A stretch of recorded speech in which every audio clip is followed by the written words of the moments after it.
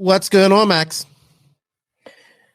I'm doing good, thank you. It's been a while again. I've like since the spring, I haven't been on here much, but it's happy to be back. Now I'm again a year older, so yes, happy birthday to you.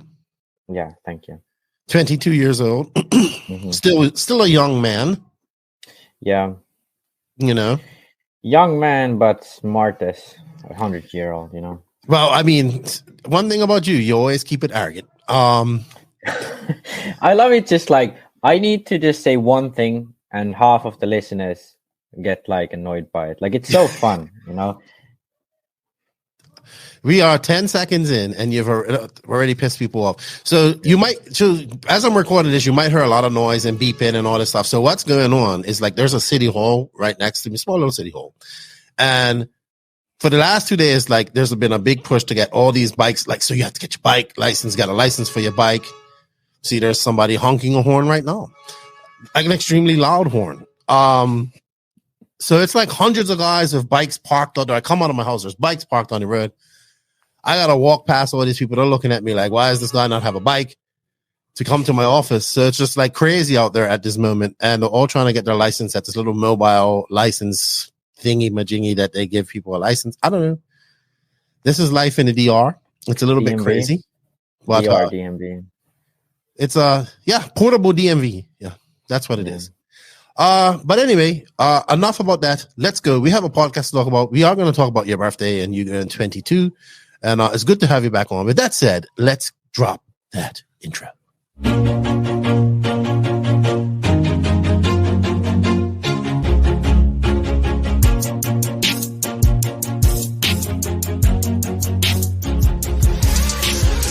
Nitro is the glory, but e-buggy pays the bills. Welcome to the No Name RC podcast. Get ready for some serious bench racing. But be warned, we speak our minds, express our thoughts, and sometimes things can get a little rowdy. Hate, and he just was influenced by the hate coming from the left, the hate coming from the right. And let's get back to more club racing and less of this money-grabbing book racing. It's hard not to be arrogant when you're always right. You know? See what I mean? That's exactly why people call you arrogant, Max. You may not agree with everything we say, but it's definitely worth a listen. And our pick, can you stop whatever you're doing? Join your host, Leslie the Great, with co-hosts and guests as they get together to chat RC. Hey, after that race that I watched this morning, I have to talk about it.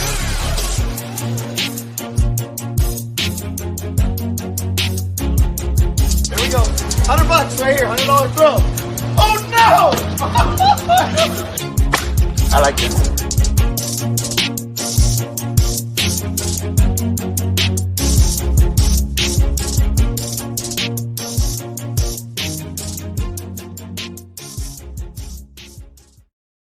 Yes, indeed. Nitro is the glory, but E-Buggy pays the bills. What's going on, everybody? Welcome to episode number 213 of the No Name RC podcast. I'm your host, Keno White, aka Left the Great, and to my virtual left, look, that was so smooth. Pew, right over there.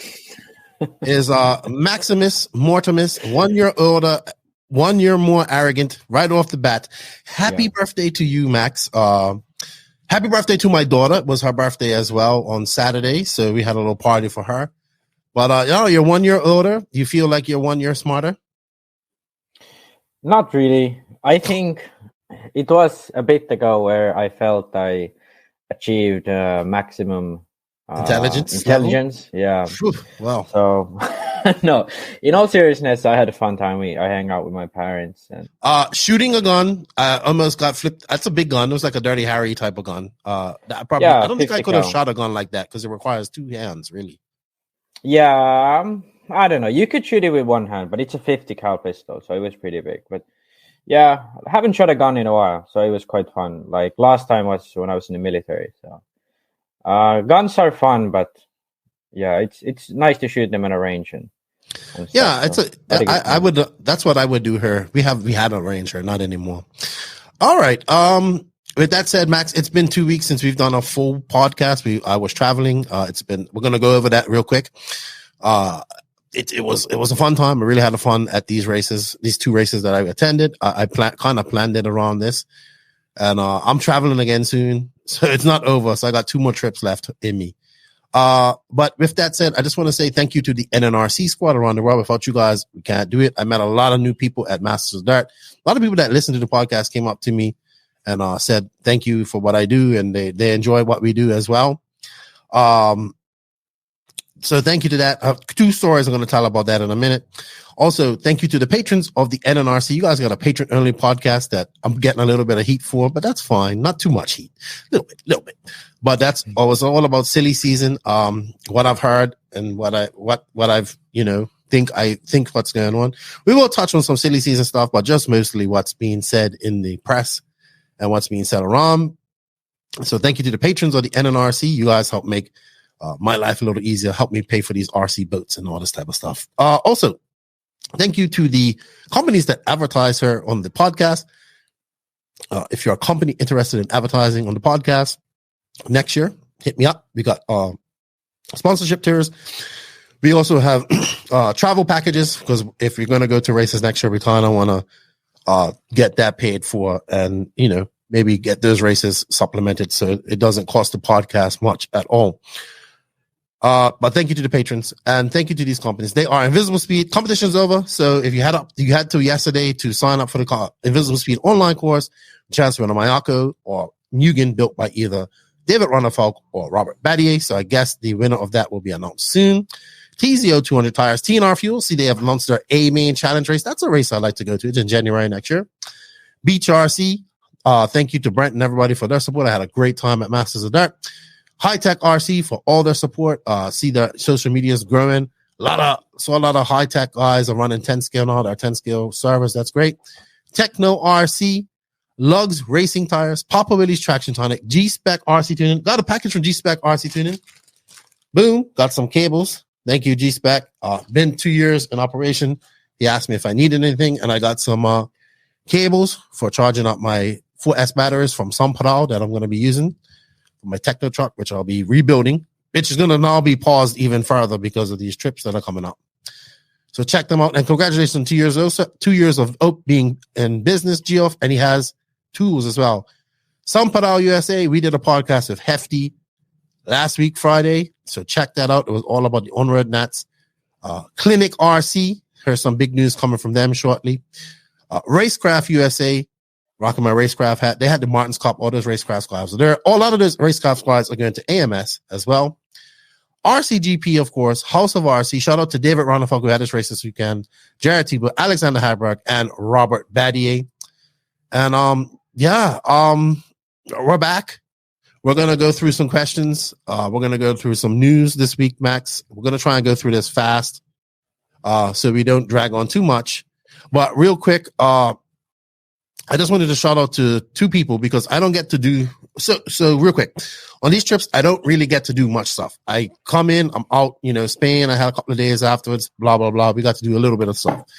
So this trip, it kind of started with me flying into Charlotte. I was Mike. I got to hang out with Mike Hill. He got, it took me down to Beach RC, to Badlands the next day, blah, blah, blah. And then I came back up to Charlotte after Badlands for a couple of days, washed my clothes, hung out for a couple of days there, came back on Wednesday. So when I came back up to Charlotte on the Monday, Danny Stockman, who I got to meet him, he likes you too, dude. So I met him at the 2017 Fall Brawl, and he is a crew chief for the number 18 truck. This is right here. You can probably see it. He gave that to me. I was super happy about that. I wasn't expecting that. He's an RC fan. He's super smart guy. Like, he works for Kyle Busch Motorsports. So I met him again at this recent RCGP. He came. We've been talking on Facebook. He likes what you do. He's like, man, Max is all about aerodynamics. I like that. Yeah. He likes what JQ does. He talked to JQ for so long, and he says, this guy, everything, I think this is one of the biggest companies, says everything that JQ says crosses over in the full scale world. Like, yeah, that's why I think it's sort of why I think it's weird that we don't have people like JQ or me who are looking at setup and tuning in a more scientific approach. Like, all the sort of people who are known for setup or anything inside RC, it's not really for anything scientific. It's just like feeling and their opinions and stuff. Whereas me and JQ, we sort of both have the same idea about solving things, and it's like looking at the facts and then trying to come up with a solution. So, and that's exactly why it transfers to full scale, because it's a car. It has the same physics, so Yeah. it works like that. And going like, I mean, I'm studying at school. I'm calculating physics every day, so it's nothing sort of new to me. But I wish more people in RC appreciated it, and I think the fact that I've yet to hear anyone say that the invisible speed hasn't helped them massively. Mm-hmm.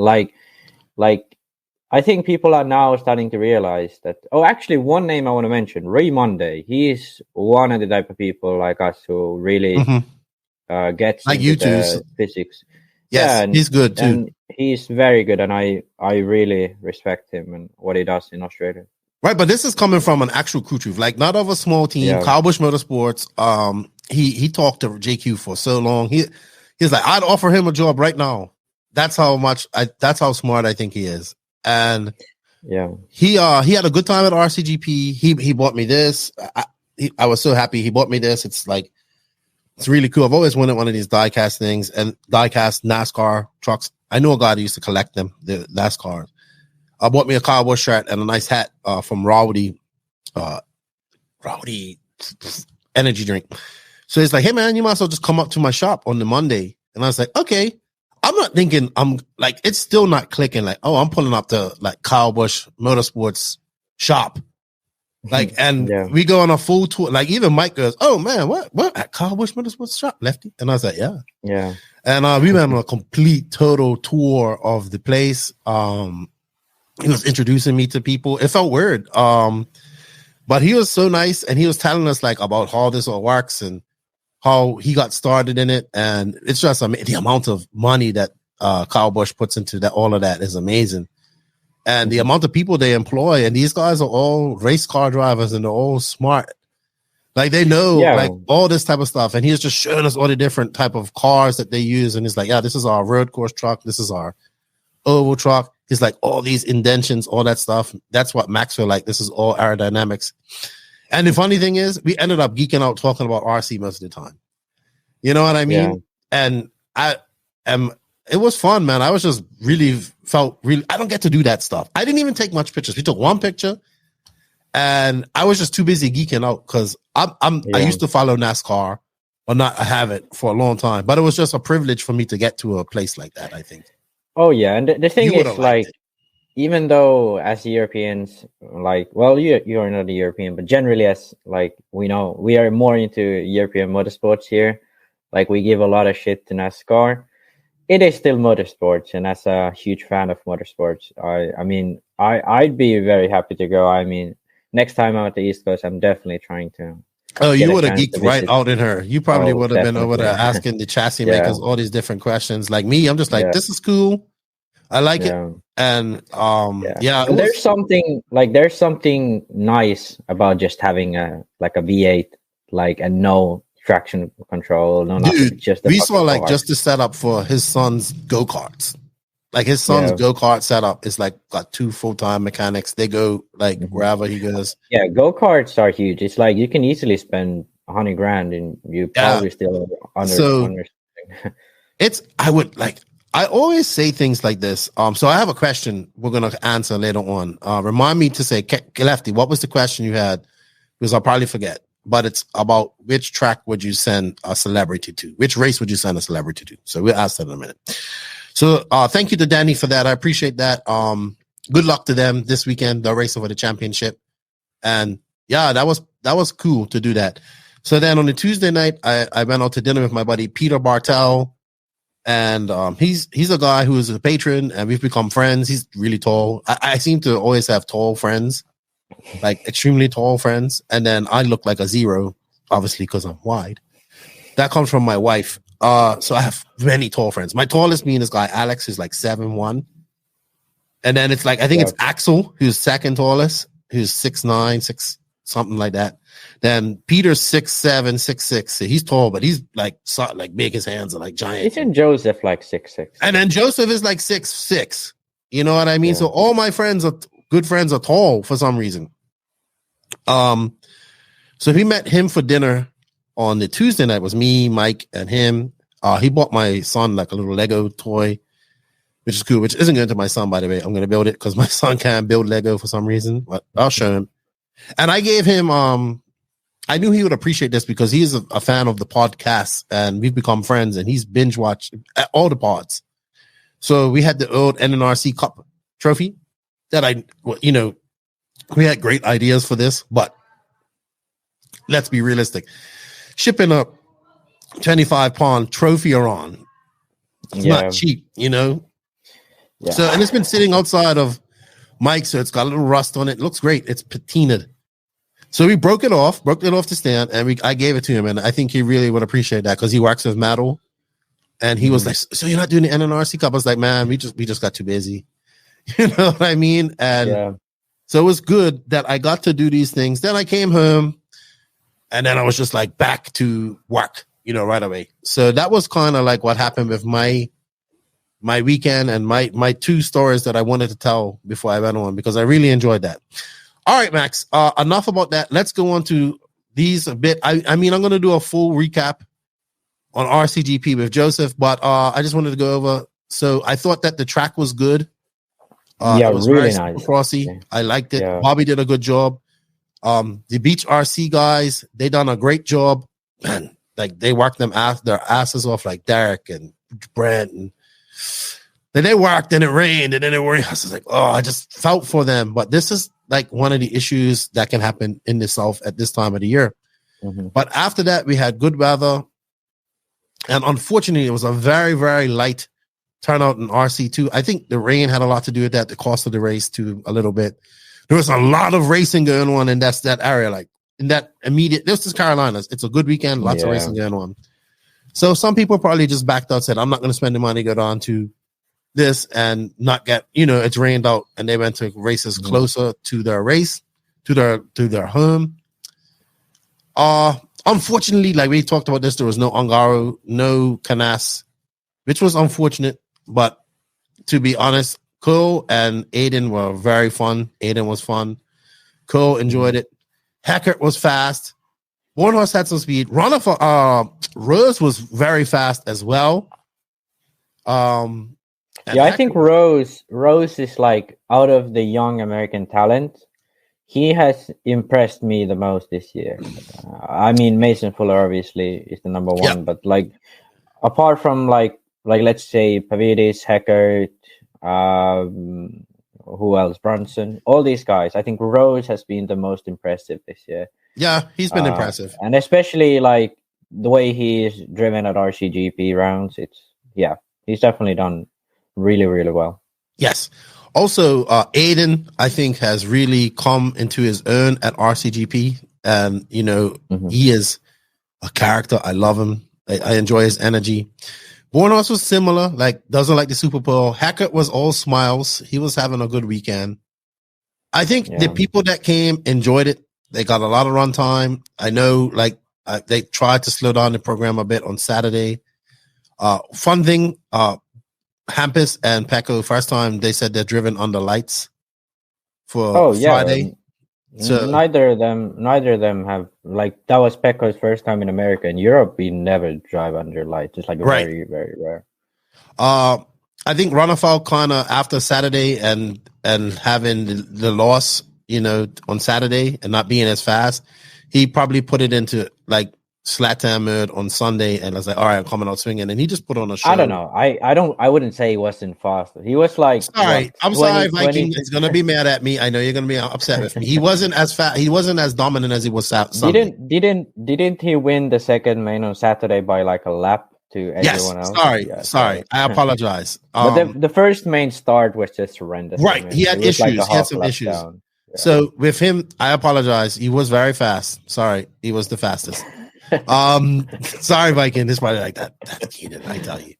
But I think he wanted to prove a point, and he just came out there and, dude, like he was just put on a show, and people just watched him drive at he's at an like he's tilt. I think he's like, I don't know what it is, but he sort of has a lot of like he crashes a lot in the start and the mains. He does little like I'd say silly mistakes, but like at the Worlds when he gets into his groove, he's just like I think he's like easily the fastest guy in the world right now. I think he's the most into that popular groove. racer in the world right now as well. Well, that too, but I think like when he's in his groove, he's definitely the fastest guy in the world right now. But he needs to sort of find something so he gets the like starts working out. Because Right. it's clear That's where he needs to get some better starts. Yeah. I would agree there. I just once again, like I really enjoyed RCGP and the effort that David Ishwood and all the people of RCGP put in, and the tracks that come, and to the people that came and enjoyed it. But I still always say it would be so great to have like Mayfield and these guys in there. Maybe one day if it continues to have that. I don't know. Also, I think it's just about like people accepting that we need to work together. Like and I don't know. I feel like right now inside the RC industry, it just seems like everyone hates each other. Like if you're a Tekno guy or, well, actually, it's worse. Like it's worse. Actually, I think Tekno is like calmed down. They don't really have any beef with anyone. At least no, they don't have any beef with anybody. They used to have that huge beef with Joseph. I think it was more Joseph had a beef with them, but yeah. Maybe, but I'd say like right now, like the TLR guys, the HBA guys, the S-Works guys, like if I just open Facebook, one of those guys is fucking blasted their mouth off to someone else about driving another car or something very, very silly. I think, come on guys, just take it easy with racing RC cars here. Yeah, I get what you're saying. Also, fact, I lost my train of thought here. Yeah, so back to Runafog. He just put on a show. Like people were impressed with the car, with the engine. RC2 was great. Trent. So Cade Burnett was really fast, like really fast. Young Georgia guy. He was really good. Probably set to win it, and he had a mistake. But he was also he had a glow plug come up. But he's very fast. But he has to work on his consistency because he kind of gets frazzled as soon as he makes a mistake. He makes another mistake. Mistakes lead to mistakes. So once he gets that done, he'll be so much better. And then Trent is like not making any mistakes. So he's going out there and he's driving super consistent the whole weekend. So I watched Trent at RCGP and DNC in February and March, and I can see how he's improved in that time. So he's also a sign of what he's been doing. He's been racing a lot.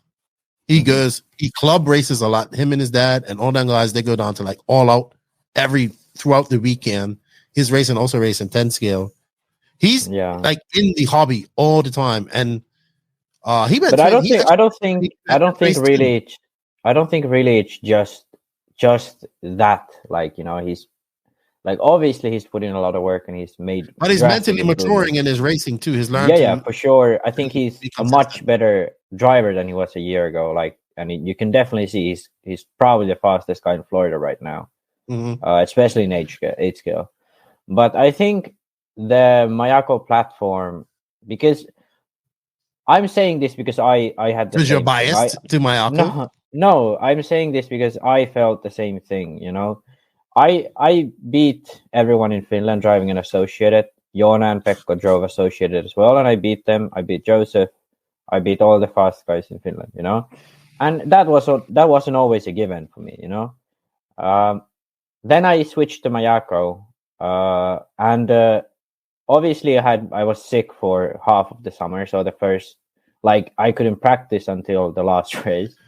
So the last race, I had 3 days of practice before the race. I had 4 days of practice all summer, pretty much. I had 3 of those were before the last finish race, and I pretty much, like, after 5 minutes, I was like 10 seconds ahead. And since after that, I just, like, my dad said, like, oh, the gap's 10 seconds. Like, I could just, like, pick up the speed a bit. Then it was 15, and then the others behind me would crash. That sort of confidence in, like, the car and being fast, I've never really felt before. So what you're saying, you feel confident with the car. Yeah. And these guys have way more time on the car than you. So So I have had, like, I've had 4 5-liter, you know, cans of fuel that I've run with this car. that's 20 liters of fuel I ran with Mayako, I think. 20 or 25. And I can beat Joona Haatanen and Pekko Iivonen like straight up quite easily, actually. So I think Max is throwing the gauntlet on. You're challenging JQ's new Padawan. We're going to talk about that. So I was really impressed with him. And I think maybe a lot of it, like some of it has to do with the car as well as just him putting in the work. I think it's sort of like with this car, if you get comfortable yourself, you get much more out of it. You know, with other car, if you get comfortable, you hit a ceiling. You know, the car will always have those issues. Like with the Associated, I had these issues and I couldn't solve them, and I knew how I would solve them. But I mean, it wasn't like I could just change the setup. I would have to change the style of the car. With Mayako, I haven't hit a ceiling yet, and I'm already doing much better than I did with the JQ or the Associated.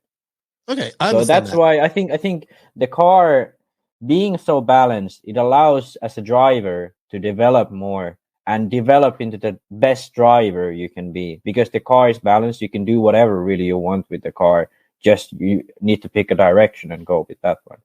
So even though, yes, obviously, I would like Mayako to be the best car because I run for it, but I truly believe that it is the best car right now out there. And I think shameless plug, boo, dude. You did some that was good though.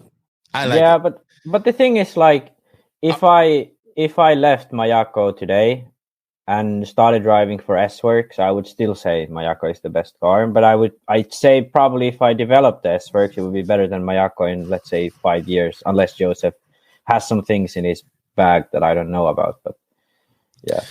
All right. So you had pure science man on that, but I understand. Yeah. But congratulations to him. And I talked to Trent, and I hope, like I said, this is a step, you know, in the right direction. And you can see all your hard work is paying off. And I said, now comes the hard part. Like this is the hard part where people have to understand is like there's small increments of getting better, especially in the faster class.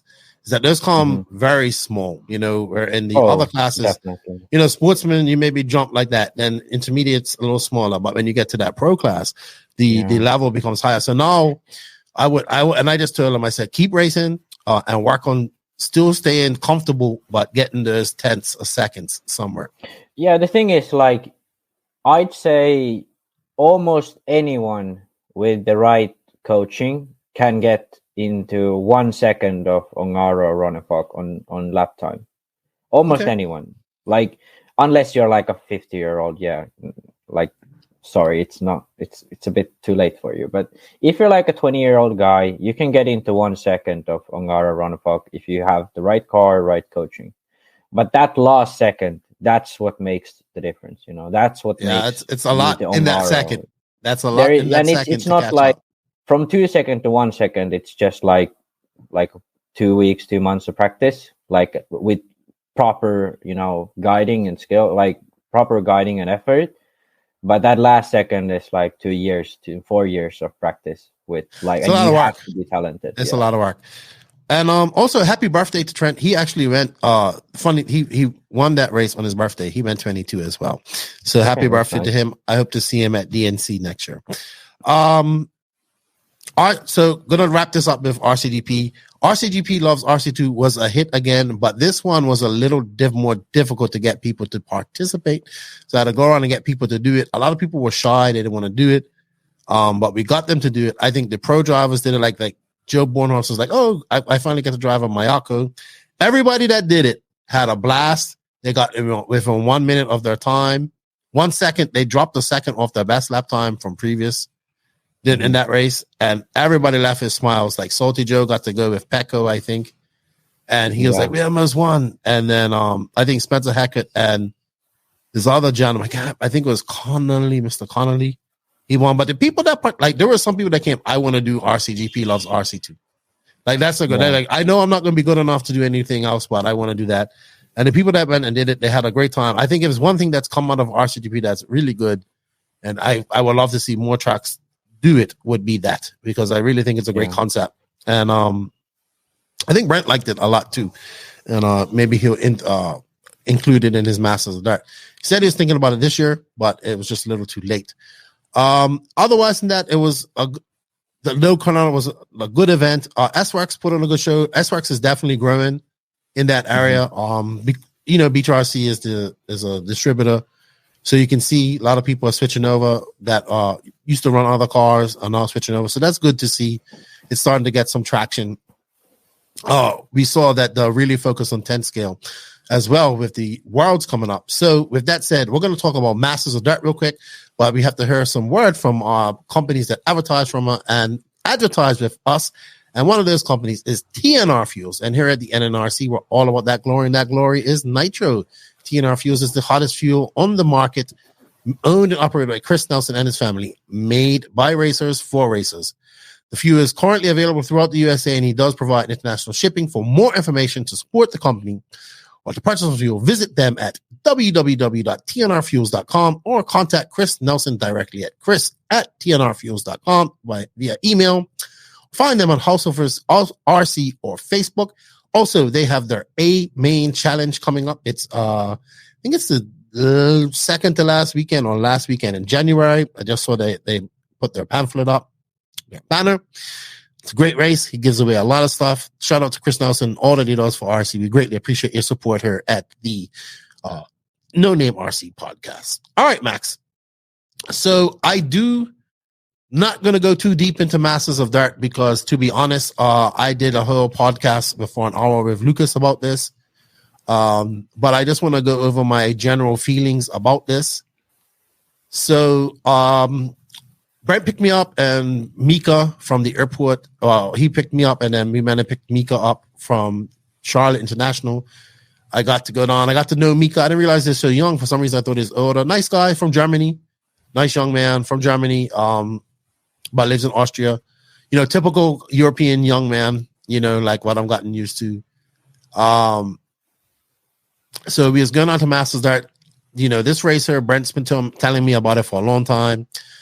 Many people have told me how much they like it and how much fun it is because it's a party as well as a race. This year, I think he went in.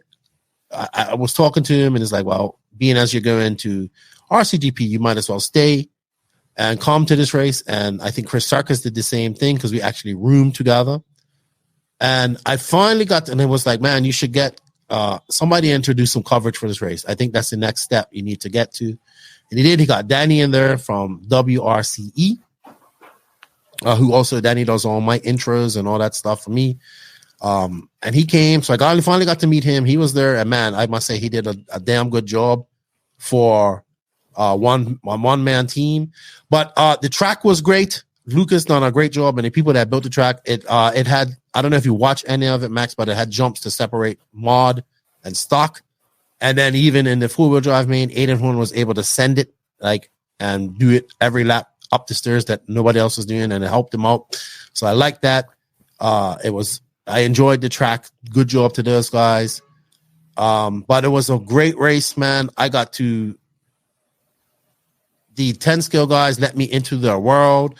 Some of them listened to this podcast. I was surprised to find out a lot of them knew where the podcast was and all that type of stuff. I got to meet all these new stock guys that I'm geeking out over because there's a whole bunch of competition in there. And now I look at stock as just another class like Truggy or E-Buggy, not a level class. Does that make sense? So it's not like Sportsman Intermediate. It can easily have those type of classes in it because that's how good. I don't want to see that, but lots of competition there. This race was stacked, so it had all the best 10 scale races in America besides like Mayfield and Tasman. There's the only people that are missing, and like guys like maybe like David Bada and Warner Crime. But great race, great atmosphere. People were smiling. They had the pits were full. Pits outside were full. Like everybody was having fun. It really was a good time. They had so Friday they had a fireball race where it's like a party. So you brought in like a keg of beer, 2 kegs of beer, and like alcohol for everybody. So everybody parties. And that's part of this race. Like, so they had a fireball race where they have slashes, and it was like the TLR guys or the run on, take shots with fireball, all this type of stuff. I didn't stay for the whole time. I left early because I was like, I have work to do tomorrow. I cannot get messed up. So that was all fun, man. And then the next day, Brent also they have lunch for everybody. So they provided lunch for everybody, and not like rice with it was good. There's rice and beans and stuff, and it was good. To sop up all the alcohol that people drank the night before, and people just raced. So the longest day was that day, qualifying day. And we did 2 qualifiers. We got over there around 9. And I have to say this. So this is the first time I've worked with Scotty like directly. Usually when I go to these races, Scotty's like tucked away in it's tucked away somewhere where you can't see him because he's watching the race on the screen. So I watched him come in, set up, get to work, not take very little breaks. Like just a machine, like do his job, RDing, keeping the program flowing, trying to work with us as we did our interviews down below, and then like, hey, Keenan, you got to speed it up or whatever. And it was truly professional. I enjoyed it. He works hard. And just everybody that was involved with this race worked their asses off. And I have to give Brent a lot of credit for what he done. I'm glad I was able to go.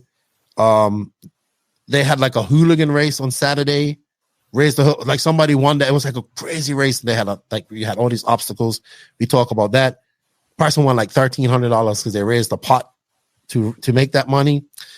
And then I really enjoyed the whole Masters of Mod, Masters of Stock thing, where you have to win. They take your best 3 classes, so you have to run 3 classes to win this. Mm-hmm. And then each class is tiered differently. 2-wheel drive being the highest tier in points.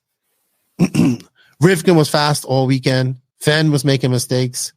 Rivkin, and like just a lot of guys were fast though. Like Aiden was fast. Tater was fast at times. Dustin Evans was fast in truck.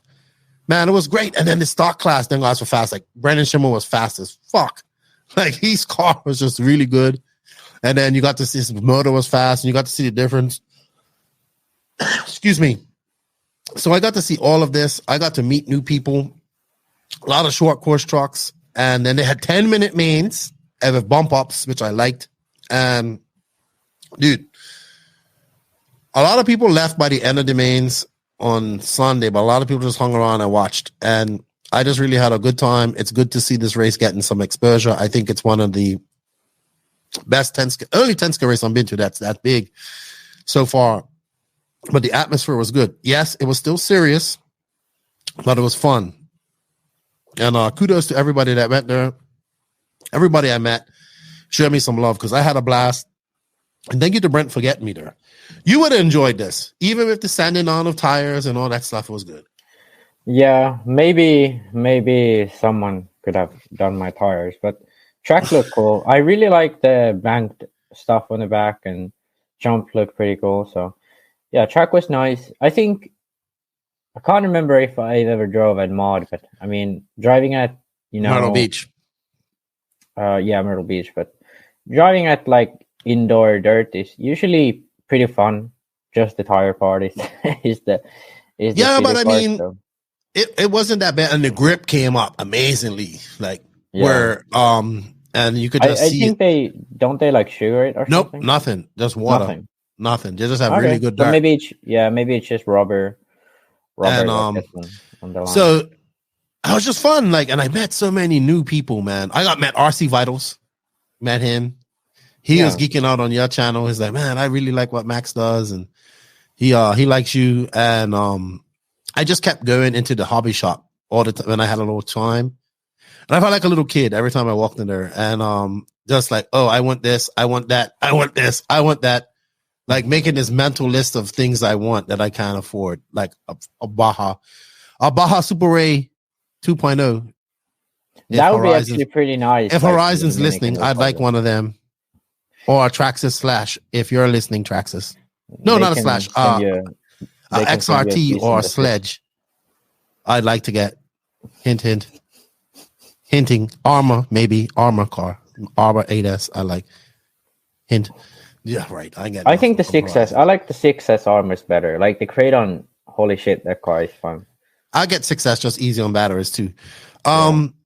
Great time, man. I had such good fun. I roomed with Chris. It was good to talk to him. Did you know that Chris used to be a World of Warcraft European team manager? Like that's what he used to do for a living. Really? Yes. That's pretty big. So he's traveled to Korea to compete. Yeah. He ran all of Europe. He used to help develop the game. He's flown over to like Irvine, California. He did this for, he was a World of Warcraft guy, and he was really good. Yeah. I did not know this, but that's interesting. I didn't know that. Yeah, and he actually started RC with Adrian Bartine back in the day. He was a couple years older than him, so it was good. We drove up. So I had to rent a car on the Sunday evening, and then we drove up to Charlotte. I left him at the airport, and then Mike picked me up. I spent 2 days. There's 2 last days in Charlotte, and I came home Wednesday afternoon. So I had a blast. Honestly, my thank you to Corey Humphreys. He was like my neighbor right here, and he was providing me with water all weekend. Like, left, you just get what you want from water, and we was just talking. And yeah, man, I am a fan of 10 scale now. I am really geeking out over it. It gives me so much more to talk about. I understand it now. I see it. See these speed, these spec mod cars are going. They're fast, dude. I don't know. 10 scale is nice, but it's not as fun as 8 scale for sure. No, Nitro is still the glory, but it was nice not to have to worry about exhaust fumes. And it was a little bit of dust, tiny bit of dust. Okay, I will be honest, the sauce fumes was not bad because they sauce. Yeah, so it was not bad. Yeah, it's not that bad, but I didn't even smell it. They had the doors open, and they had fresher coming in. So yeah, it's just I just don't like sauce. Well, I mean, I don't know what it is. But it's just something that's going to happen. So just accept it. I'm like, I don't know. I drove 10 scale for the first time in 2 years. What was it? 2 days ago? I did the one pack at a track I was building right now. So it's fun, but it's quite boring compared to 8 scale. Like, I don't know what it is. Maybe I'm getting too old, Maybe. But I think it helps with your 8 scale stuff as well. For sure. Your driving.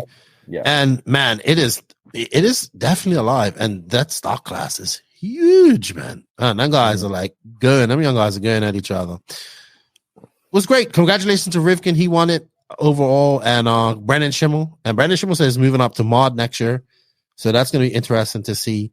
And the good thing about this was I got to work with Danny. And I'm going. So I learned a lot from RCGP. And I've learned, from Nick and those guys. I never can do what those guys do, but I learned little things. So like interviewing people, that's something I want to get better at, like after race interviews and stuff like that. So with that said, Danny Chavez from he's doing the Florida Carpet Championships contacted me on the Friday of it. It says we talked at the Worlds, but they were, I wouldn't know if they were serious. Him and TJ. He said, "Mammy, wouldn't you hear for Florida Carpet Champs?" So I was like, "All right."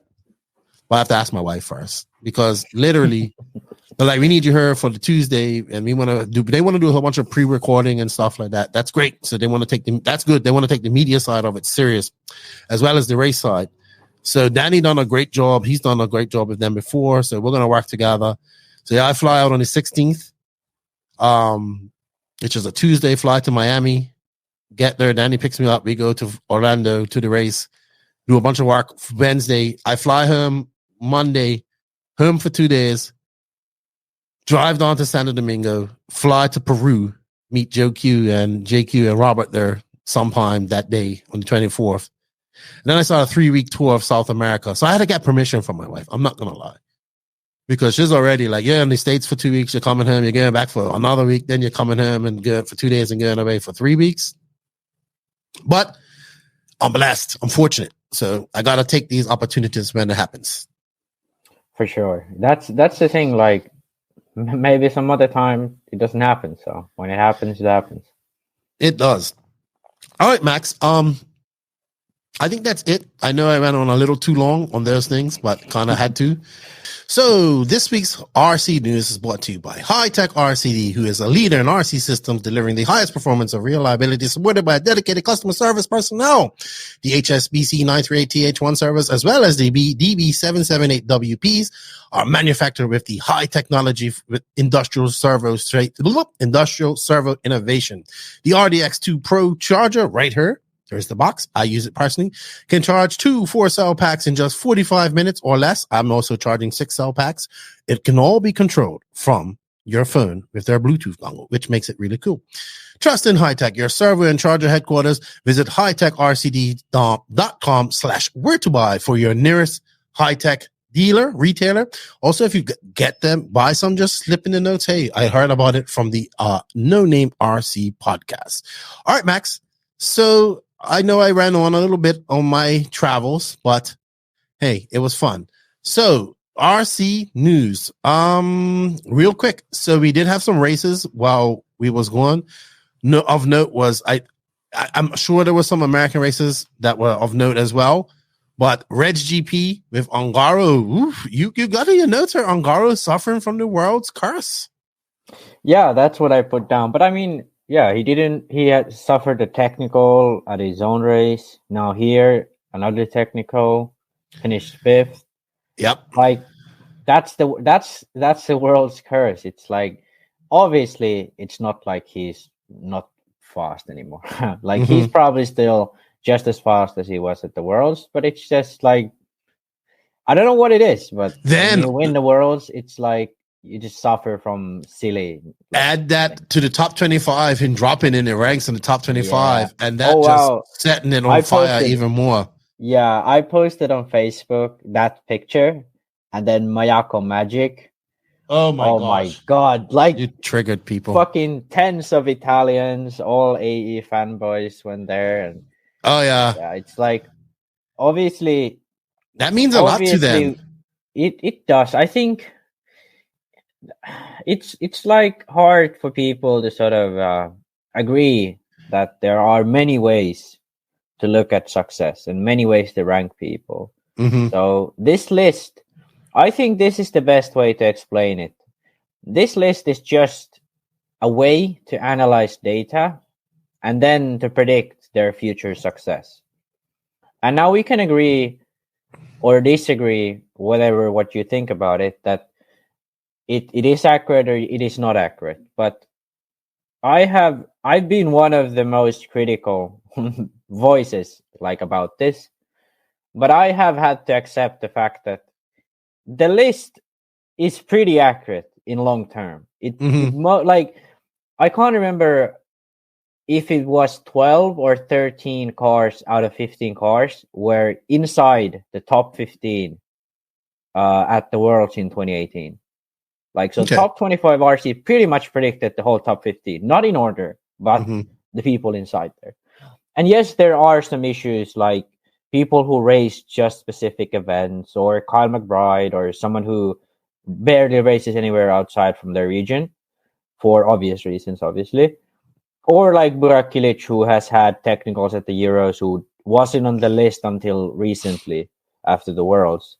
So yes, there are obvious issues on the list, but I think we just have to accept that it is the best we got. I do think they can make it better. I think, like, from an obvious technical, the sort of hurt of points shouldn't be as high as it is. Because, and I think like something like F1 power rankings are pretty accurate. I think they do quite a good job, and so taking some aspects of that could be good too. But yeah, my sort of message to everyone is, please don't take it that seriously. It's just like, we can discuss it, but yeah, it's you don't a talking need to get point mad about it. Exactly. It's something to talk about. The Italians were upset. They were really upset. Yeah. But I get it too, because like, I get it. Like the way Europeans are seen in America is like, before the Worlds, like I bet like most of the Americans were like, oh yeah, Fenn and Mayfield, they're gonna win it. Right. They might have heard of the Killicks and these guys, because we talk about them a lot, but now they see it. So it's been, what we said has been verified. Just, I agree with you. I love the top 25 always is a very, especially when something like that happens, it just makes for a very great conversation point.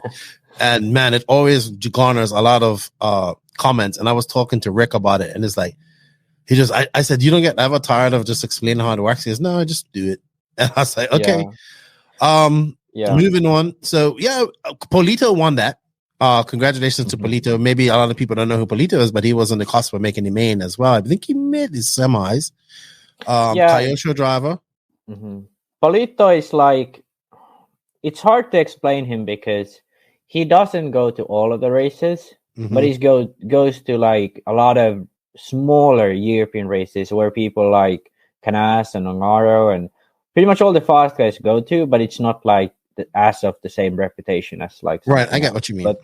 But he definitely, I'd say he's the second fastest Italian right now. Like if you look at all the races he goes to, yes, like Marufola is faster than him, is more experienced. Same with Berton. But if you look at sort of like, because I follow a lot the Italian scene, Polito almost every time finishes on the podium, but Berton and Marufola have their issues and stuff like that. So he's like, yeah, he's just missing the name recognition at this point, to be honest. I would agree there. All right, moving on. The DR race at David Ronnefolk's arena. He sent me some pictures. This track looked really good. He put a lot of work into it. Banner placement was great, and he teases me and goes, "Where's the NNRC banner?" I was like, "I know I have to work on that." But yeah, man, he had like all his trophies up. The track looked good. It had like the green inlay. He had Willick there, Hagberg, Orlowski, Reinhardt. JQ went. JQ's goal was not to finish last. He didn't, by the way. But man, Orlowski carved these guys up. Like he was fast in practice, fast TQ'd like every round, I think. Yeah, I think he pretty much won everything except for the first main where Mark took him out. Okay. So he was on his game.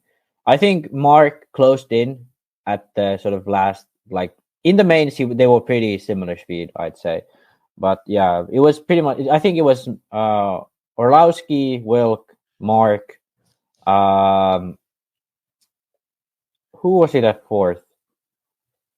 Hagberg?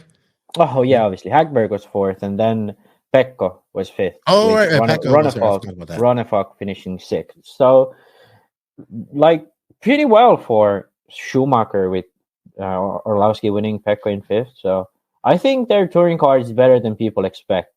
I think it's just they haven't really found the sweet spot for set up for every single track, but for a lot of times they seem to be quite fast.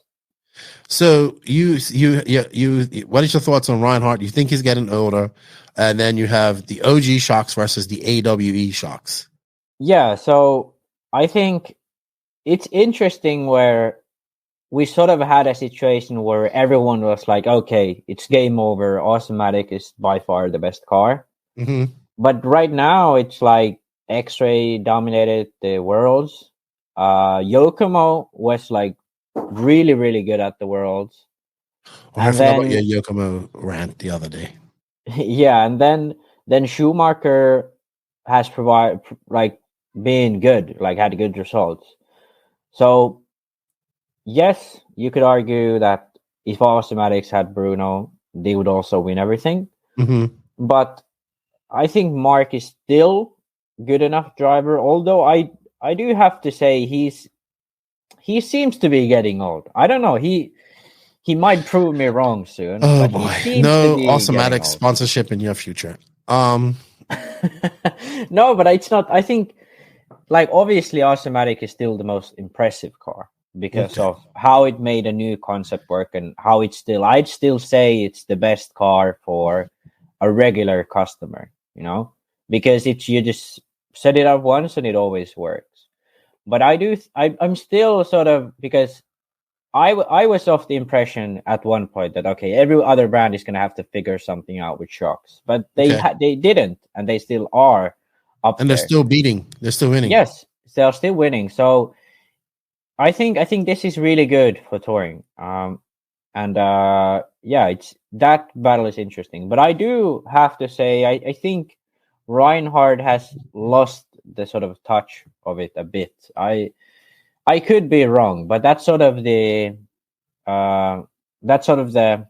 what you call it. I can sort of feel it, but I can't prove it.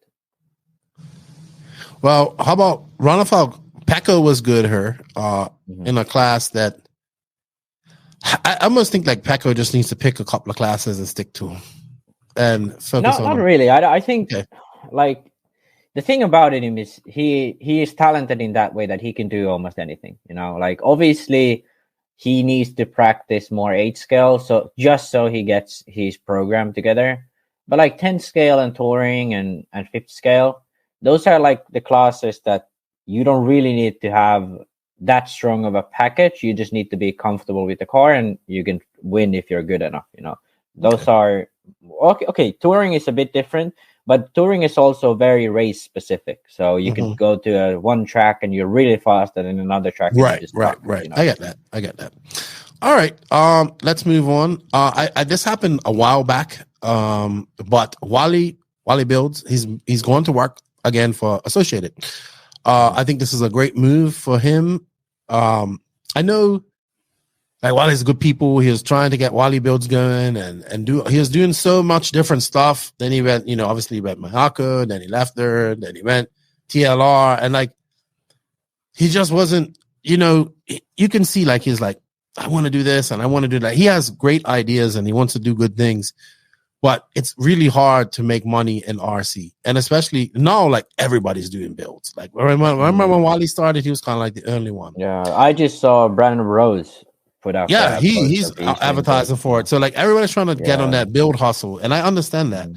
I know he moved up like to the desert out of SoCal, and that it got a track, and he's going to do private lessons and all this stuff. But I think it's a great move for him. This is where he kind of started. He worked at AE. I'm not sure. I haven't talked to him too much. I just congratulated him, but I think it's set up where he kind of doesn't have to go in as much. Just once he's going to be doing marketing, so he gets to go out, do stuff, promote AE. He's doing already immediately better with the cars. Because I just have to say right now, SoCal racing is booming. There's 2 places right now where racing's booming: SoCal and it's Florida.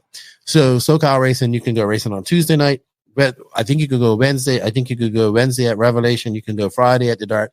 Then there's some race somewhere at like either it's a Saturday race at either some place like Santa Barbara, Thunder Alley, some place that right now 8 scale racing is booming. If you want to go and be a part of a hot scene, that's where they just had a big race at CTRC Martin's Cup, like a backyard race. And then in Florida, you got Dean's All Out and all these races. You got Lance's RC Florida Championships booming. So good move for Wally. Good to see him. I like Wally. I want to see him stay in RC in that capacity because I think he has good ideas, and he could be a good spokesperson for that. Yeah, but also like LA, like especially SoCal, it's like like California is the 4th biggest economy in the world. Like as the state, California is the 4th biggest economy. So it's bigger than Germany as a country. So only countries in front of it are China and Japan, and then the United States, obviously. So that's like, to put into perspective, that's probably why RC is so booming there. It's a very wealthy area. People can afford racing, and so I think. Yeah, I just wish it was a little bit less expensive to live there, but so I'm just happy for him on that sense. Even just Florida right now. So I was talking to Mike Walker and just people in Florida right now. It's just booming. Like, you know what I mean? It's. I think there's 2 spots. Where RC happens all year round. Okay, Florida has the rain. California gets a little colder, but those are the 2 states where you get there's a lot of tracks. There's racing all year round, and I think there are 2 of these regions that are booming right now for RC. Yeah, I think it's like the perfect location for RC because it's not too hot where like Florida can be during the summer. Yeah, but it's not like it's a desert, Yes, It's like it's still like livable, but it's still like gotcha. nice enough. You I get it. All right. So you had some notes here about some cars. AE Truggy, new RC8 T4. You say Buggy Body is officially the new Truggy body. Let's have a silent 5 seconds for OG Truggy Body. Yeah. So my point here is like, I think like we have like, if you're still crying about the bruggy body, you just missed it. You know, it's over now. It's like now I don't think any. I've yet to see any brand like be like, hey, we're releasing a chuggy and it's not gonna have a bruggy body. Like every single chuggy released this year has had a bruggy body. Roar hasn't done anything about it to make it illegal. BRCA did make it illegal, but right now that no brand is producing regular bodies anymore, I think they're gonna have to revert to like going the bruggy way. So yeah, it's just like it's only silent 5 seconds because like who gives a shit really? So yeah. All right. Well, here's our 5 seconds. Okay. Yeah, that's enough. CPX Designs. I saw an interview with this. It was in Italian. I didn't really understand it. Rush 3, Pictor 5. It's Swiss. I think it's Swiss, or is it Swiss? It's around there. Around there. I thought Italian, maybe. I don't know what they are, but I think it might be even like from Luxembourg or like Liechtenstein. No, it's from Liechtenstein, I think. So not sure. Somewhere around there. So basically, what it is, it's an evolved version of the Pictor Rush 2. So they used a similar philosophy in the shock design. So basically what you do is you raise the shock from the arm, you lean it down from the tower, and you keep the movement of the shock very similar, but the shocks are very laid down. So that's basically the idea they're trying to do. And it is interesting and definitely something other branch probably should look into as well. But wasn't Pictor originally French? I think it was French. I don't really know, but it's I think they're a bit all around. Like some of them are French, some of them are from like. I think they signed didn't they sign like a top driver at one point? Didn't they sign like Jason Ashton? I want to say. I think so. I don't know. It's not, but it's a different company from Pictor. But I think they just bought some of the molds. Or I got you. No, I have no actual knowledge of that, but I suspect because they use some of the same parts that was on the Pictor, and it's called the Rush 3. So it's and the Pictor was Rush 2. But that car definitely looks interesting. I think the geometry seems pretty standard. So I think if they just set it up right, it could be a really fast car. I think it's nice that they're trying something new, and I think if they can sort of provide a good supply of the cars, they might even get a space in they might earn their space in 8-scale. Okay. But the next brand I wrote down called Sparko. Yeah, this popped up on my feed too. Yeah, it's an Asian brand, and they're coming out with an 8-scale buggy. That's all we really know at this point. I gotta say, I'm a bit. I gotta say, I would be very, very surprised if it's something interesting. Okay, I think it's one of those. Attention to it. Yeah, it's just like they have released a few like sneak peek pictures, but you really haven't seen the car, or at least I haven't seen any proper pictures of the car yet. But I think they're another Team C, SOAR brands like this, you know, another one of those brands that don't really add anything to the market, but they just get a few 30% off guys and try to make it that way. But I could be wrong, and they could be doing something interesting, and that's definitely what I wish. I mean, I'd be very happy to. Yeah, but it's another chassis market, like on already flooded. But I don't mind it actually. I'm fine. Like even AE stopped producing touring cars because they couldn't compete. So, like, let's imagine a situation where they can't compete in the 8-scale market.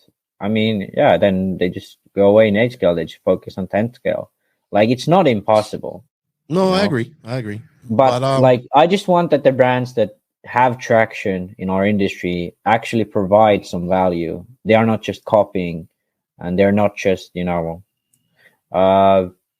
producing cars for producing sake, you know. Okay.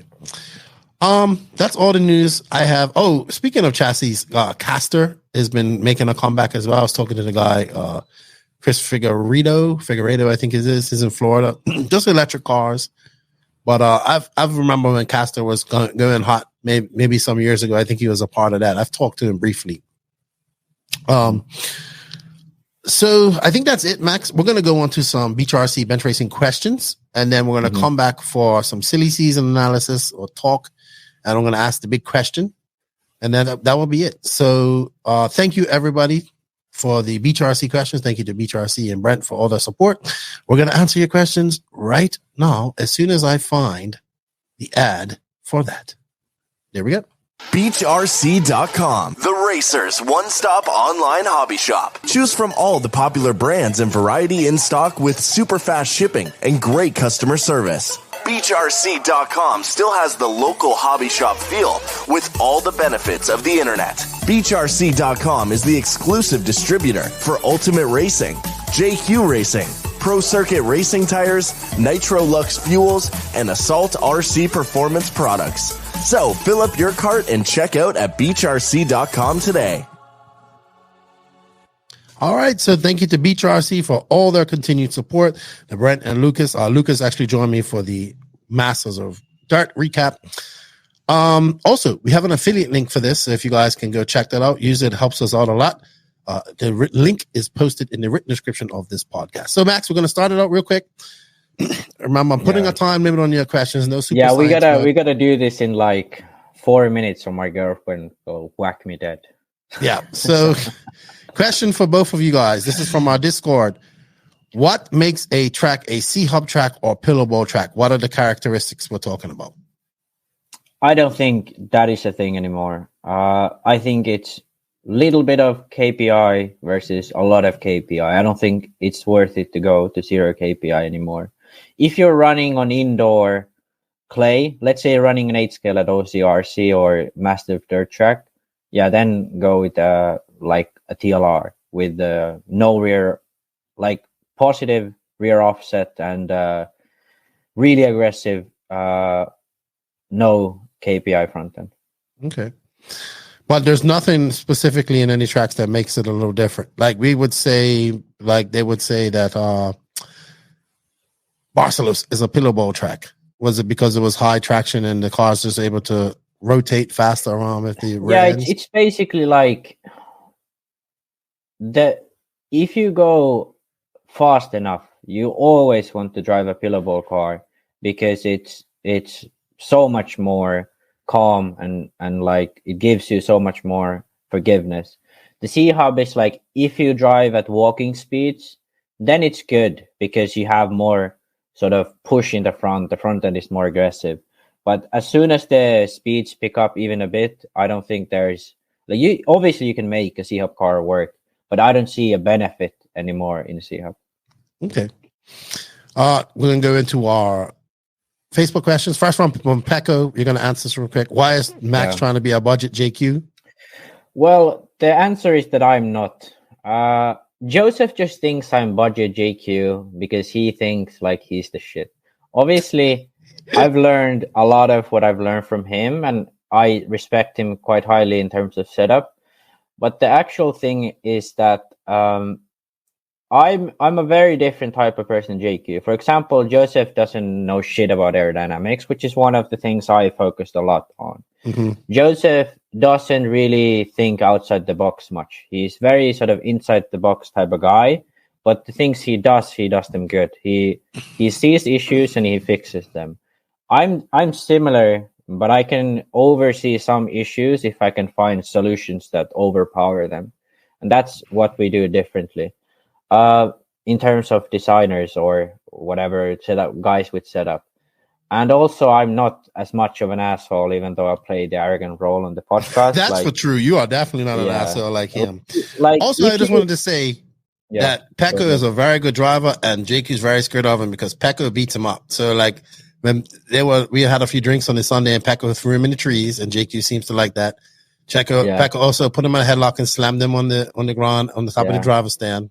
And Pecco's like a big farm boy handling reindeer and hay, and he just grabs JQ like.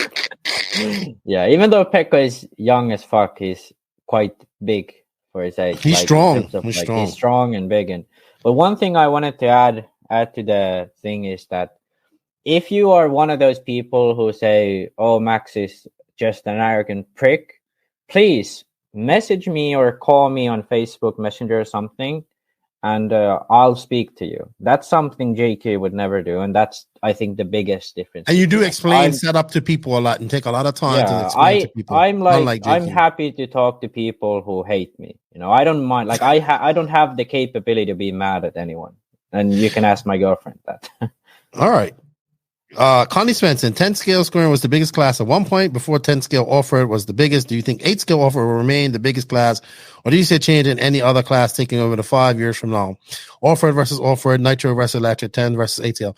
I think it ebbs and flows. I think 8 scale has been riding a good wave. I think electric is going to make it boom more, but I think carpet racing is going to be more.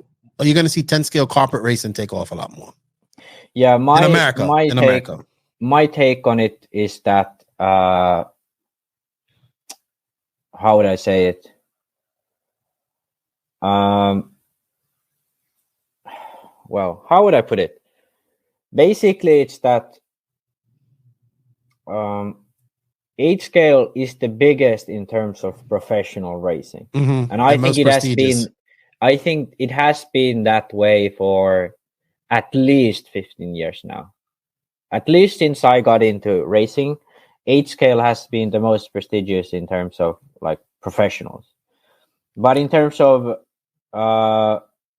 size of the hobby, two-wheel drive 10 scale is by far the biggest in the world still.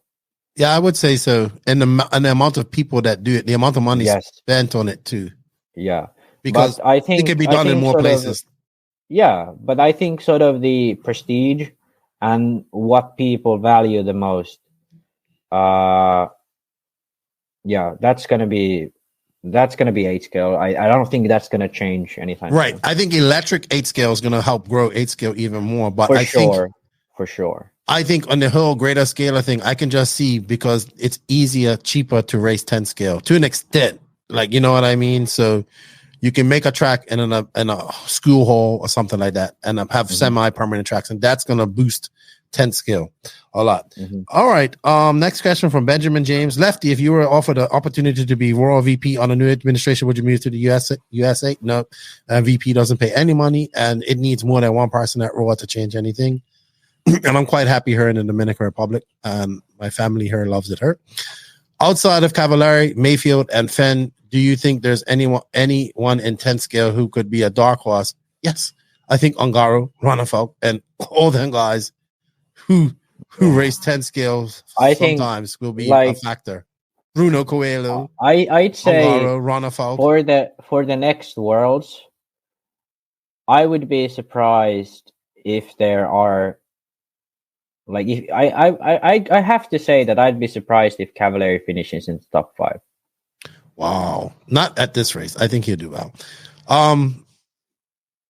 Yeah, I don't know, man. A dark horse. I think expect the European guys to be fast.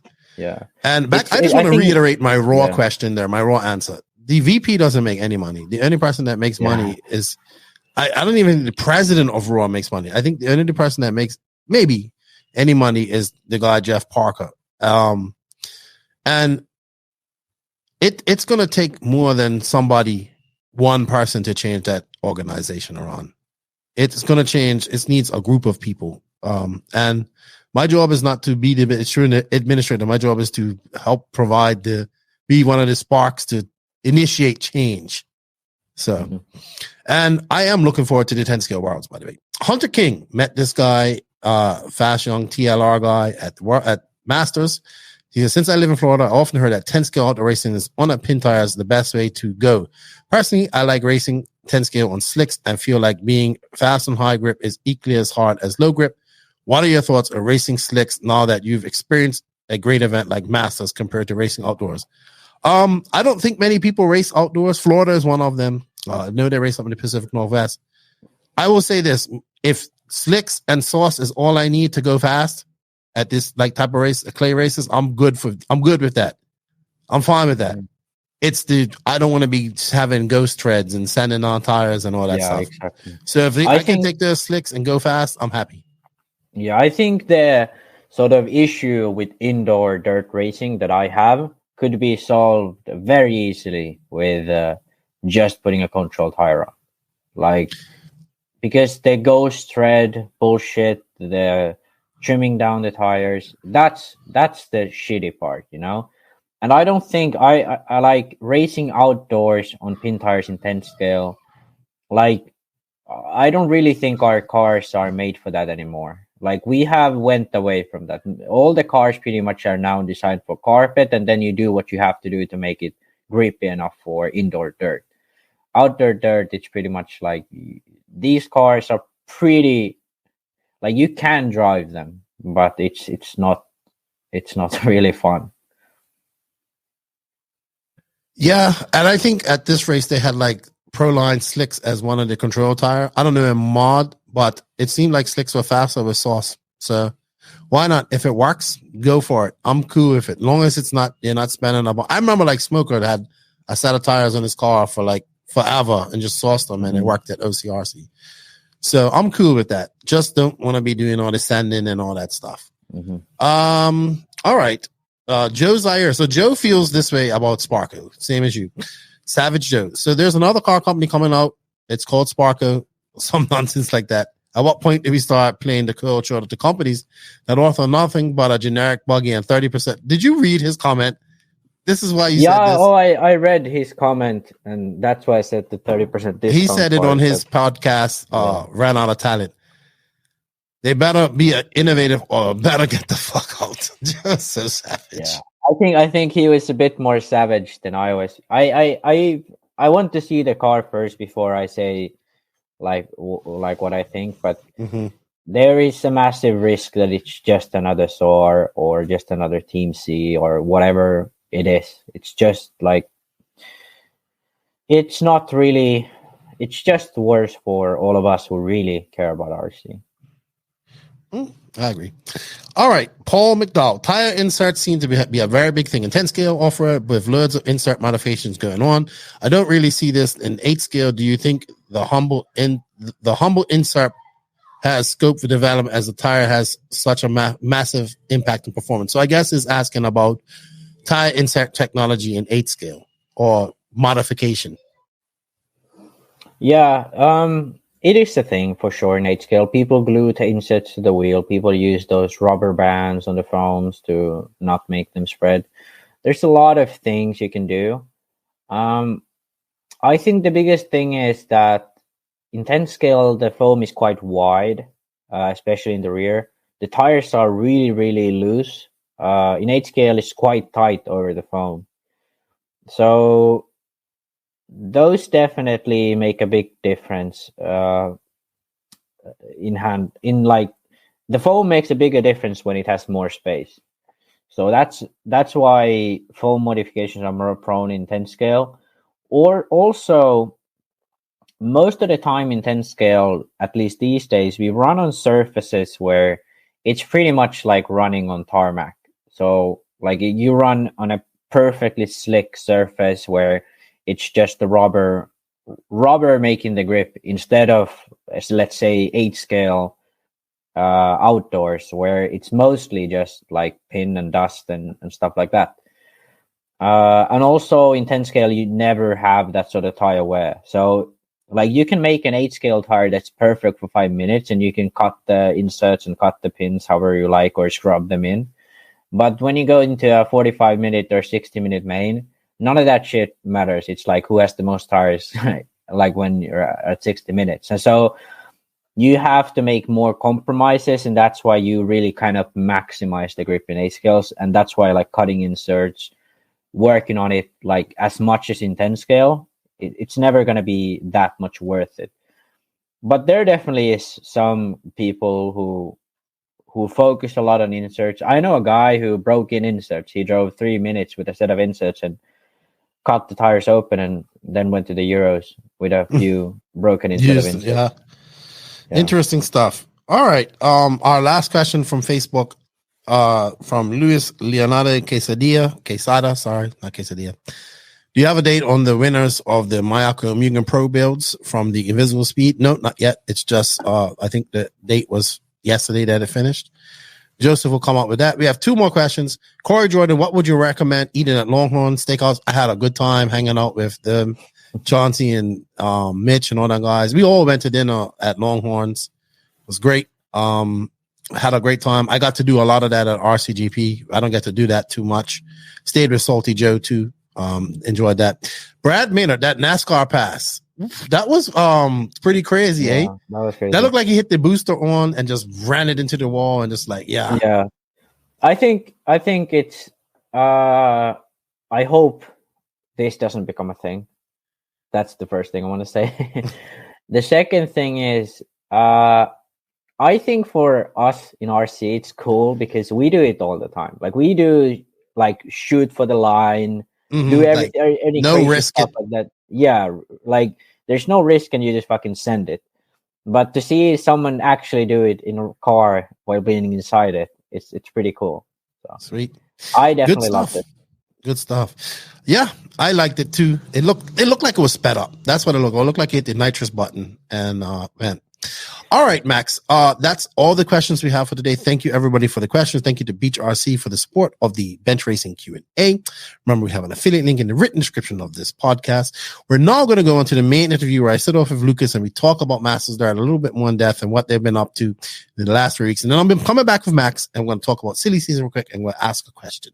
So, Max, I'll see you in a bit. Tekno RC. Tekno RC. Tekno RC is a premium manufacturer specializing in 8th and 10th scale high-performance off-road RC buggies and trucks. Visit www.teknorc.com for a complete catalog of their products. Tekno RC. Excellence in engineering. Hashtag Tekno Takeover.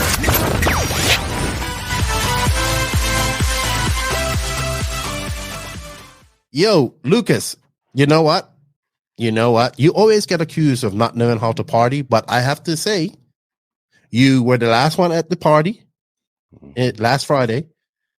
And you know who doesn't know how to party? Brent, because he's supposed to be here with us this morning, 9:00, and he bailed on us. And you know what? I almost bailed last night because I was watching Tom Brady lose. I was drinking beer with my buddy, and I was like, man, I'm not going to be in no condition to do this podcast. And I'm up. I'm here. I'm ready for another beer. I was thinking of a good excuse to bail out as well, but I was hoping my microphone wasn't going to work. And we fought with that for about 10, 15 minutes. Yep. Preservation is key. Everything works. So I had to do it. If I get offered to be on the No Name RC podcast, I have to take that offer. Well, you made me feel so bad about not getting any content for 2 weeks. So I felt bad. I had to come home and I got right behind the mic. Absolutely. I mean, there's a lot of people that depend on your podcast. I know I do. If I don't have a podcast, I'm just like searching around the internet, looking for anything interesting to listen to. And just, it really bums me out, Lefty. You got to stay on top of it. I know. Anyway, Lucas, we're going to party without Brent. We'll get him on enough. And he has this nice, badass studio that I never saw, by the way. He's like, I got to show you the studio. I never got to see it. So I was hoping I'll see it. Anyway, Brent, I know you ain't feeling too well. And you know what? He deserves to sleep in because he's been busy. He's been working his butt off. So have you. And that's what we're going to talk about. So welcome. I guess, like, Lucas, you're going to start being almost like a co-host every once in a while, I would say. And that's great. I think I think you do a good job at that. I could have something to offer once in a while. I think it's good. All right. So we're here with Lucas. If you guys don't know who Lucas is, go check out a couple of previous episodes. I can't remember which one it was. There's so many, but we had him on earlier. I've known Lucas for many years. We was hanging out for the last 2 weeks. Actually, we didn't hang out much at RCGP because you was busy building the Masters of Dirt track. But it's been a busy 3 weeks for you and the Beach RC crew. You had the Dixie Nationals, which is your big oval race. Then you had the RCGP race, which was at Badlands, and that was hindered by rain. Oof. Then we had the Masters of Dirt, which I'm geeking out on. I'm so glad I went to this race. I'm so glad I stayed because I had such a good time. Yeah, really glad you stayed too. I mean, it was awesome. Really, really topped off. Masters no matter how much work we did in the past month or two, once Masters happened and everything basically took place, in hindsight, it was all worth it. Masters just kind of topped it off. It ended up being just as good, if not better than any Masters we have, and we're kind of known for having pretty good Masters events. And this one it was fantastic. I couldn't have heard more positive comments from people. And honestly, I'd just be hanging out in the background sometimes, just listening to people talk. And they're not talking to me. They probably wasn't even know I was eavesdropping on their conversation. But, I'd hear them talking about, how much fun they were having, they can't wait to come back next year or tell their friends or the track was awesome. So when you hear people say that, and they're not saying it to you, but they're just talking amongst themselves, and you're just hearing good feedback. It's very rewarding, and it's just as good as money. Like, we do this to make money and survive, but we do it just as much because of the passion we have towards the hobby and the sport of RC and RC racing. But yeah, it's very rewarding. No matter what we do, Brent spends so much time, effort, and money and energy, and I don't spend the money. I'm not financially really invested besides working for Beach RC, but I put everything else I got into it. I'm as much as almost a partner without being a financial partner of Beach RC, because I treat it like it's my own. Its success is my success, and its failure is my failure. And that's what I feel like, So when people come and enjoy our facility or come to our races, or just whatever positive feedback comes from what we do, it's just as good as money sometimes. Dude, just smiles everywhere. I mean, I was smiling all the time. And it was just, I'm not saying I don't enjoy the races that I go to. I enjoy them, but a lot of them are like in, out, or, they're a little bit more structured. It's like, it's not like, yes, this had lots of entries, and it was a fairly long race. It wasn't that long. We was done, I think, at the latest, maybe 9 one night. If that. Done with mains by what, 5:30, something. Yeah. Like that. But the atmosphere was really great. It was fun. We're gonna talk more about it in a bit, because I mean we can geek out. We're gonna talk about Dixie. I don't know too much about Dixie Nats, but I just want people to understand that you guys did start this off 3 weeks ago, or now 4 weeks ago, with the Dixie Nationals. It's a race that you guys had. It's an over race. How was that? Dixie Nationals was great. It was probably just as big as most of the other ones. They come in at a lower count, probably like the 150 entries, somewhere around there, 150, 175. But it's not really always about entries. It's the people who come, and Dixie Nats attracts some of the best dirt oval racers in the country.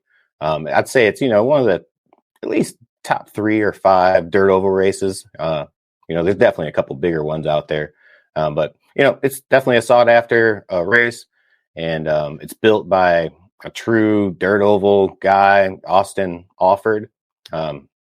He actually comes in and builds most of the Dixie National track, but he also is our local dirt oval guy that has his own track in his backyard. So he's just known for being able to make really good track. He works with the clay just like we would, but in a different form. But it probably takes them longer to build the dirt oval track than it takes us to build the Masters track, just because they were riding around on a go-kart. Day after day after day, smoothing, roughing it up, smoothing. Because with dirt oval, you can't have a bumpy track. It has to be, basically just like a dirt oval track, and especially with clay or high bite, it doesn't blow out. So, it has to be just perfectly smooth, and it needs to be the way it's supposed to be. So they spend a lot of time on it. So basically, they take it. So you guys drag it, and then okay. So is he dragging it and then smoothing it out, dragging it and smoothing it out, or just drags it once and then just drives around on it? No. He kind of rough forms it, smooths it out, roughs it all up, puts a bunch of holes in it, waters the crap out of it, and starts running it in again and smoothing it out, and just rinse and repeat day after day, probably somewhere between 5 to 7 days worth of it. And he I wonder how many laps he did on that go-kart. 500. Jesus. Easy. And then, they got the four-wheeler running around, and a lot of time and effort goes into that dirt oval track. There's no jumps or anything. It's just nothing. It's just a different way of building something. It has to be perfect. And he makes it perfect. He's also the guy who usually just lends us the machine, the heavy machinery, to build our tracks at Beach RC. Sometimes we ran a few machines here or there, but we do. We're fortunate enough to know people who are just kind of manly men. They work in construction or tow trucks or whatever. And Austin happens to just be. He works for the electric company or water company or something. Right. He lives probably out on a farm. He's got probably a bunch of land and tons of machinery. So he helps us out a lot. That's good. That's good. Couldn't do without some of the people that are involved. On the side, mostly people we know, friends, RC racers. We get so much help from so many people. If we had to just pay full price for all the help that people do in different forms and fashions, wouldn't be able to do half the stuff we do, honestly. Right. I like that because it's their home track. A lot of people that's kind of how these things survive too. And you guys provide a place for them to race. I think like the only real place besides World of RC to run indoor clay off-road and oval in the Carolinas. Yep. In the Carolinas, and I think Georgia has a small track. Georgia has one. Hobbyton. Excellent. Did the Panda make a show in for the he did? He did. I think he only raced one class, mod sprint or something. Not super familiar with dirt oval. Got a bunch of classes, bunch of rules. I don't know that much about it, but Max did not go for the King of Dixie. Which King of Dixie is kind of like a master of dirt. You got to do so well in a few classes. Max, I believe, just ran mod sprint, which would be the pinnacle class of dirt oval. And I'm not sure. I'm not sure what happened to him. I don't think he did well in his main or something. Okay. All right. I don't know much about dirt oval. Anything I like about it that the cars look scale. I would like to try it one day. But it's a race that you guys do, and it's pretty successful. And I heard people go to it, and I see it on Facebook. The following week, like no rest for the wicked. So, I guess Bobby Moore comes down and starts to build at Badlands. Bobby built the track, right? Yeah, Bobby did the machinery, the layout.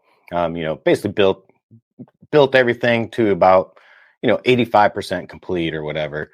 When he builds a track, the people who own the track come in and kind of finish it off, which is just smooth it out, lay pipe, tamp the sides of the jumps, just do whatever. Excuse me. You got some water, dude. You need some water. Yeah, I got some coffee here. So who designed the track? He designed it. He built most of it with the machine, and then we just basically go in there and finish it.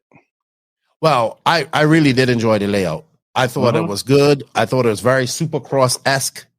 Yep. It was the smallest in lapse times of the tracks that we've been to for RCGP, but the most Badlands was Supercrossy too, but this really had that more Supercross feel because you just saw cars in the air all the time, and then they would come flying on that straightaway. Like even though it's not the longest straightaway in the world, cars were just coming on there, and they were able to hook into that bow and just go around that. Like so we went to RCGP. Obviously the entries were light. That sucked. No Ongaro, that sucked. But a runoff came, Bornhorst was there, and Bornhorst and Heckert came to I'm gonna do a full recap of this race with JQ and all that there, but I just want to touch on it. Heckert was fucking fast all weekend. I know you wasn't there because you was busy building the master track, but he was damn fast all weekend.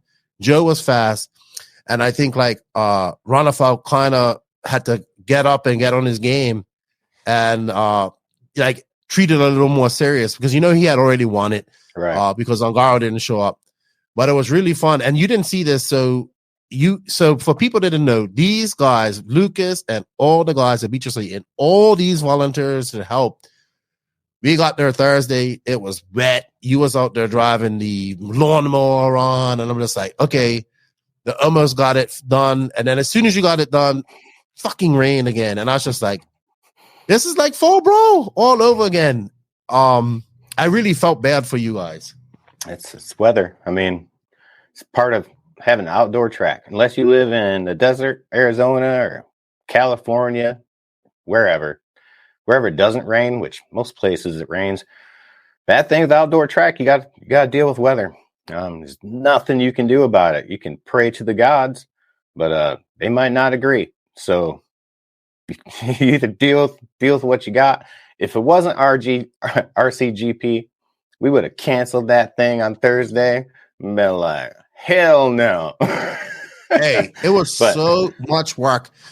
We didn't get on the track till like 12 on Friday because it rained, and I just saw Brent, like he was just out there, and then like I was just like, oh man, everybody was there pitching in, and I was like, fuck, these guys are working hard, but they got it. I think they got the track dry, and then the infield was very hard to dry. It was super muddy, so they couldn't get that done. And everybody hung around. We got all the ROMs in. It was a bit fast because they were trying to get rounds in for Rush. And I think the funnest thing was that evening. So the guys went out for the last qualifier or last practice session. And we watched David Ronafalk and Aiden Horn see who can drift the furthest, because the track was a little slick, drift the furthest from the straightaway around that bowl. And dude, these guys were like, by the time they got to the enter the corner, they was literally like almost facing back towards the straightaway. Like they were just having fun. And awesome. I thought that was pretty cool because everybody was standing around and just watching them do this. And they were just like getting like the ass back of the cars and just drifting completely around that bull, hitting that berm and coming out of there so fast. Awesome. It was really, I really enjoyed that track. It had some difficult parts. Like a lot of guys, I know the RC2 guys were struggling with the back hip jump. They're like, it's just hard to get, but it was difficult. And you saw some of these pro guys make mistakes. It grooved up like it grooved up like usually it does. By this time, the sun was baking on it and all that type of stuff. It was a good event. Trent won RC2. I was pumped for him. I know he's been trying to win a decent sized big race like that for a long time. Ronafalk won it. I think people enjoyed the show that were there, that enjoyed just watching him. And probably in the 60-minute man, he kind of demolished us. I'm not gonna lie, he kind of demolished them, but I think people just enjoyed the show that he put on, and then guys put on. But Hacker was super fast and was very impressed with him because he's kind of needed a good performance, even though this didn't have the top guys. He was just fast, you know. Brandon Rose was fast too, but had some issues. So I think we're going to go into a full RCGP recap. I can't really do it with you because you wasn't there. Yeah. So you was like building a track. Yeah. So actually I was out there. All right. So I'm in the middle. I just started making the video for the Masters of Dirt. I haven't made a video all month. So in the video I'm making, I do explain that about Friday into Dixie Nationals, I got the flu. And it just, boom, hammered me. I had to go home. I spent all Friday, Saturday, and Sunday at home just nursing my wounds, trying to recover. I recovered as much as possible. I was at Badlands Monday. The track was pretty rough when we got out there. It just needed a lot of work, needed a lot of smoothing out, needed to be made pretty and piped up and everything. So I essentially spent Monday, Tuesday, Wednesday out there. Wednesday, I had the track just looking primo. I mean, it was beautiful. You couldn't get it just any more ready, you know. The dirt was just smooth and buttery. It was great. And then Brent sends me a picture on Thursday of the track and completely flooded out. And it wasn't just flooded, it was more flooded than I've ever seen Badlands in the time I've been in RC. And that's my home track. I used to work on it by myself when I first started RC. And I'd clear puddles off that thing all the time. I've never seen it flood the way it was flooded. Just Wow. The new design, how it retained water, no drainage areas or whatever. It just took it so bad. So I we mean, the spent whole place was kind of flooded. You know, it was mud everywhere, Oh, even yeah. where we guys were pitting and all that stuff. That was a little bit, that sucked. Like the mud was, it dried up by Sunday, but it still wasn't dry. Yeah, it was crazy. It was a lot of rain, but we finished it all off, and it ended up being pretty cool. I wasn't there to see like the final product of people racing. I only caught a couple laps, but it was a lot of work, you know, after getting the flu, doing that all week, doing the whole Thursday rebuild, Friday rebuild. As soon as I was done with that, I had to go to Masters or go to Beach RC and start working on the Masters track. Yeah. Also, I just wanted to say something that I thought that was really successful was the RCGP Loves RC2 segment that we done. It was weird because I had to go out and convince a lot of people to do it, and a lot of people were nervous about doing it. But some people actually wanted to do it. But by the time they had done it, they had thoroughly enjoyed themselves. They were just happy that, like they're like, hey man, Ron Falk drove my car, or this person drove my car, and then they all dropped a second off their lap times. So they were happy about that. It was good. That's pretty cool. I think Brent really enjoyed that too. He liked it. So that was fun. Congratulations to Ron Falk. He won that. But we're here to talk about Masters, because you built a masterpiece of a track. I have to say, I thoroughly enjoyed it. Watching it, I was a little worried about some of these sections. Like some of the sections were really sanded, like going up the steps. Was a sanded area. I thought we was gonna have a lot of cars flying off the edge, but guys kept it clean. You had the tabletop triple type jump that separated the stock and mod guys, and the triple up separated the stock and mod guys. So I like that. The bull turn, I really enjoyed coming up to the straightaway. A lot of the guys were ripping on that straightaway, like into a 180 to a triple. I just really enjoyed the track. I know you designed the track and you built it. Where did the ideas come from? Usually I have a really good idea where I want to go with the track layout, whether it's, I want these jumps here, I want this kind of jump. I usually have like a real good idea, and I'm pretty passionate about that idea. So, you know, once I'm sold on it, I'm sold on it. It's kind of going to be hard to change my mind. This year, I wasn't sold on anything. I didn't even have any really good ideas on a track design. I kind of blew my load on the last couple designs, and you know, you only got so much inspiration. I didn't have any inspiration this time, but watching them do Dixie Nationals, he actually used more dirt than he's ever used before for the Dixie Nationals to make bigger berms. Just kind of looking at his track and then kind of envisioning how we could do this for tent scale. Obviously, gotta make it bigger. But how we could, you always build, berms in RC are finicky. So you don't build a berm right, people just won't use it. The berm at Badlands for RCGP at the end of the straightaway, it was just about right. You didn't have to use it, but a lot of people would kind of use it a little bit to come into the straightaway hotter and then just kind of use the berm to get out. Look at that big old berm there. So every time we built a berm in the past, it's like it's cupped out. It's got concave to it. It's more like a bowl. I wanted a NASCAR turn, just like the dirt oval guys, where, it's just like a nice flat angle. And yeah, so where they're at right there, just like, let's just build a NASCAR berm and let's make it as big as humanly possible.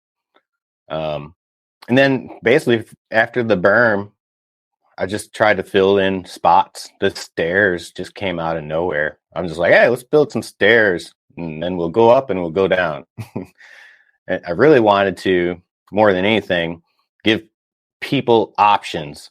Whether you want to jump into this rhythm section or not, you want to triple in and try triple out, or you want a double tabletop, approaching the staircase.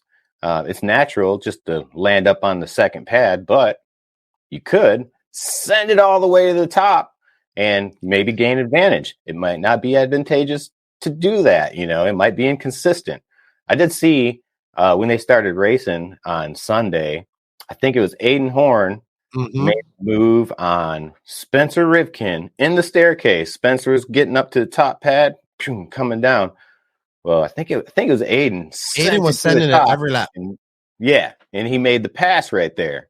So that is, a great option for people. It's not one line, a one line track. Last year, I thought our track was beautiful and really cool, but it ended up being one line. This year's track, there's definitely more than one option. I would agree. I watched guys try to go as fast around that bull turn as possible. It would catch some guys, because it wasn't as it's banked, but not as banked as you would. It was also rough in there. It wasn't as smooth. Yep. And like you said, I think the stock guys could have done that triple as well, but they were scared to. Which I get it. They were doing the safe line. But in that four-wheel drive, in the last in the four-wheel drive main, I keep thinking it's the three mains.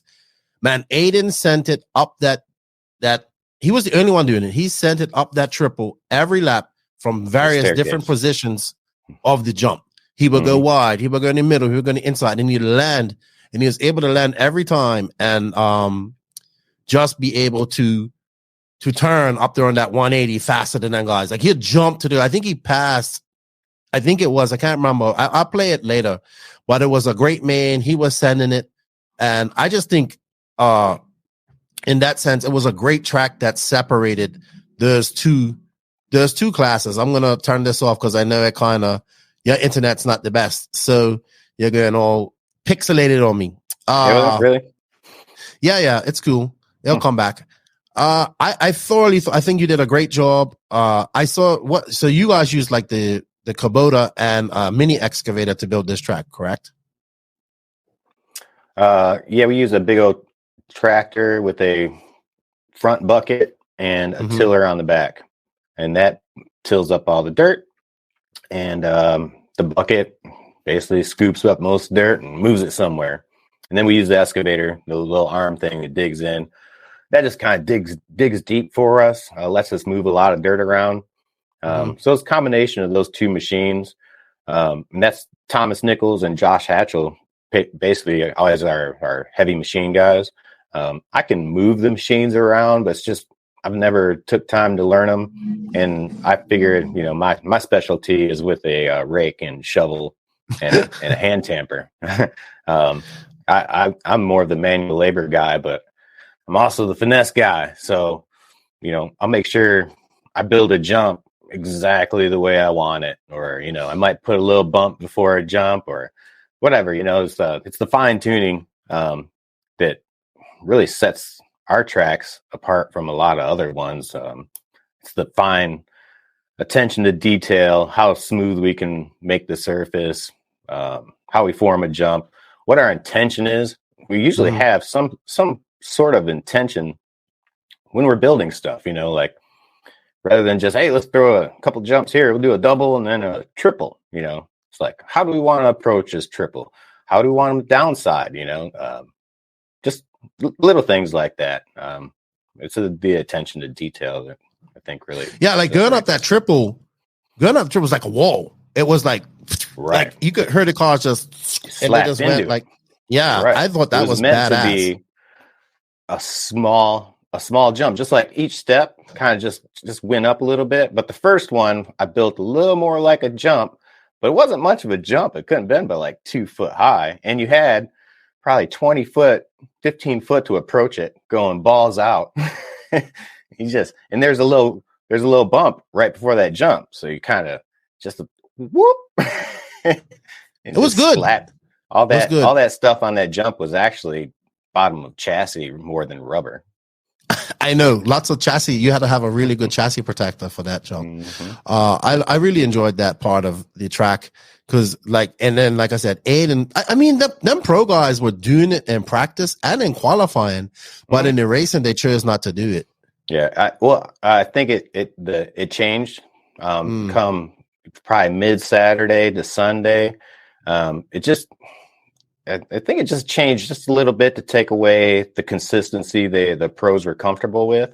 Because I seen them do it almost all the way until right around maybe the last qualifier of Saturday. You didn't see him do it as much. You could see that staircase, it wasn't quite worth sending it. They could go almost just as fast, but there was at least one body length difference between the guys who could put it up on that top shelf and take that corner quickly, and the guys who put it up on the second shelf and then had to bump up 2 times. Excellent, man. Great job on the track. I think everybody liked it. It made for some good racing as well, as we saw in the mod class, because it was definitely some good racing. Stock class was a little, one-man show at one point because Brennan was just killing it. But yeah, great race. Great track. I know you like that, don't you? You see, you got to put that. I like that. I knew you'd like that as well. It's awesome. Yeah, thank you to Matt Owings. He did that for me. He did all the trophies for Dave and all that stuff. He did an NNRC trophy as well. I gave that to my buddy Peter Bartel. And he also did the one back there. See that? I don't know if you can see it, but it's like that, but it's got a aluminum background, and I kept that one. Oh, okay, nice. I bought it. I was able to bring it home this time. It's been at Mike's house for a long time. All right, so let's get back to the race. So Friday. So let's talk a little bit about the history of mod. It was how many years have you been doing this race now? All right, so Masters Dirt, 8 years. He pretty much has been doing it since he moved into the current building he's been in. I believe he started that year. It's a homegrown race. Brent grew this thing from absolute nothing. He intended to grow it himself. Obviously, he gets sponsors on board each year, whatever. He'll sell the title sponsorship and stuff like that. And there's been a lot of companies who have stuck with him throughout the years. But he's never paid any driver to come here. He never asked for any pros to come. His first probably 2 or 3 Masters, I don't think there was one major pro there. They didn't start coming until, probably 4 or 5 years in. As it grew, as the event got more known and people spread by the word of mouth. So he intentionally did it his way. And that's one of the things with Brent is he does it his way, and it's his track. He's gonna do it his way. Plain and simple. He's not a corporate guy. Right. He'll try to be PC. He tells me to not curse so much. Whatever. Like we try to put it we're in that gray area of. I agree with you. I know what you mean. Not being too PC, but not going overboard and being obnoxious and getting people to want to cancel us or whatever. We like to tiptoe in that gray area. So I know exactly that gray area you're talking about. I do it. I live my life in that gray area. Yeah. That's what I want people to understand. So a lot of people was like, this is the best 10 scale race we've ever been to. It's not just because of the racing, but because of the atmosphere. There is a party on the Friday, which Brent brings in alcohol for everybody. He says it. If you're a kid and you want to hang out here, make sure you're here with your parent. My parents know this is adult time. You know what I mean? And I think that gives people enough warning. If kids are going to hang out there, watch them.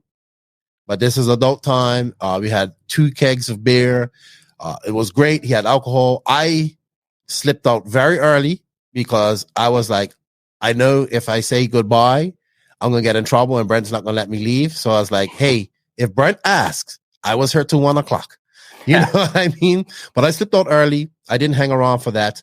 He had food the next day, which I enjoyed. So that's everybody has, everybody's quiet a little bit Saturday because some people partied hard. But I think by 12:00, 1:00, people had some food and then they started drinking again, and then they got some energy.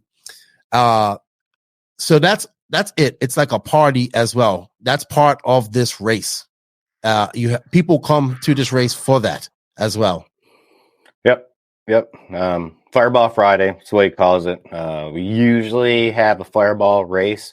It's some obnoxiousness. But they're basically a bunch of people get our slashes, and they drive some funky way. We make rules, and no one ever follows them. I basically ruin the whole race every year in some form or fashion, just because I'm drunk. So the rules are you just gotta drive and get drunk. This year, I had a good idea Well, Brent basically canceled me from being involved this year, so I just went out on a track and started kicking cars and chucking them. So it's kind of like avoid Lucas, but no one really cares because everyone wins in the fireball race. There are no losers. There's only drunk people and winners. Yeah, I think Cav and Fenn were playing, and they were running back and forth, getting shots of fireball. I was just like, ooh, yeah. I know all about that fireball. No. That was fun. Yeah, it was fun. A lot of fun. Breaking the ice, different. Yeah, it gets people going. We usually start off Fireball Friday with the race. By the time the race is over, people are laughing and sweating, and it's just time to hang out and have a good time. I didn't see anyone run around the track naked this year. No, Joey Fisher was not there. Did not show up, and so neither one of us were in our underwear. So maybe next year, Joey. Maybe next year. And then we had 3 qualifiers the next day. That was probably the longest day. Was it 2? No, we had 3, Lucas. We qualified first round on Friday. We did. I forgot about that. So we had 2 rounds of qualifying, and we got home early on Saturday. That's what I remember. Yep. Earlier. Had a nice, I think 8, 9 o'clock we were done. Yeah. Maybe it was 7, a long day. Yeah. Lots of races. Always long days at Masters. Whether you're having fun or not, it's long days. Then also, Sunday, how Masters works is you have a Masters of Dirt and you have a Masters of Stock. And then your name, it's pretty cool because your name goes up on the wall, like football. I guess when you get retired, your jersey goes up on the wall of basketball. So you see all the winners. And then how this works is that I really like it. So these are all 10-minute mains, A mains. They do have bumps, so you can bump up from the B, from whatever ratio, and you can bump up, which I like. And then each class is kind of weighted. That's how Brent explained it. So 2-wheel drive buggy is the highest ranking in points. Then it's 4-wheel drive, which is like a point or 2 below. I don't know the actual points schemes.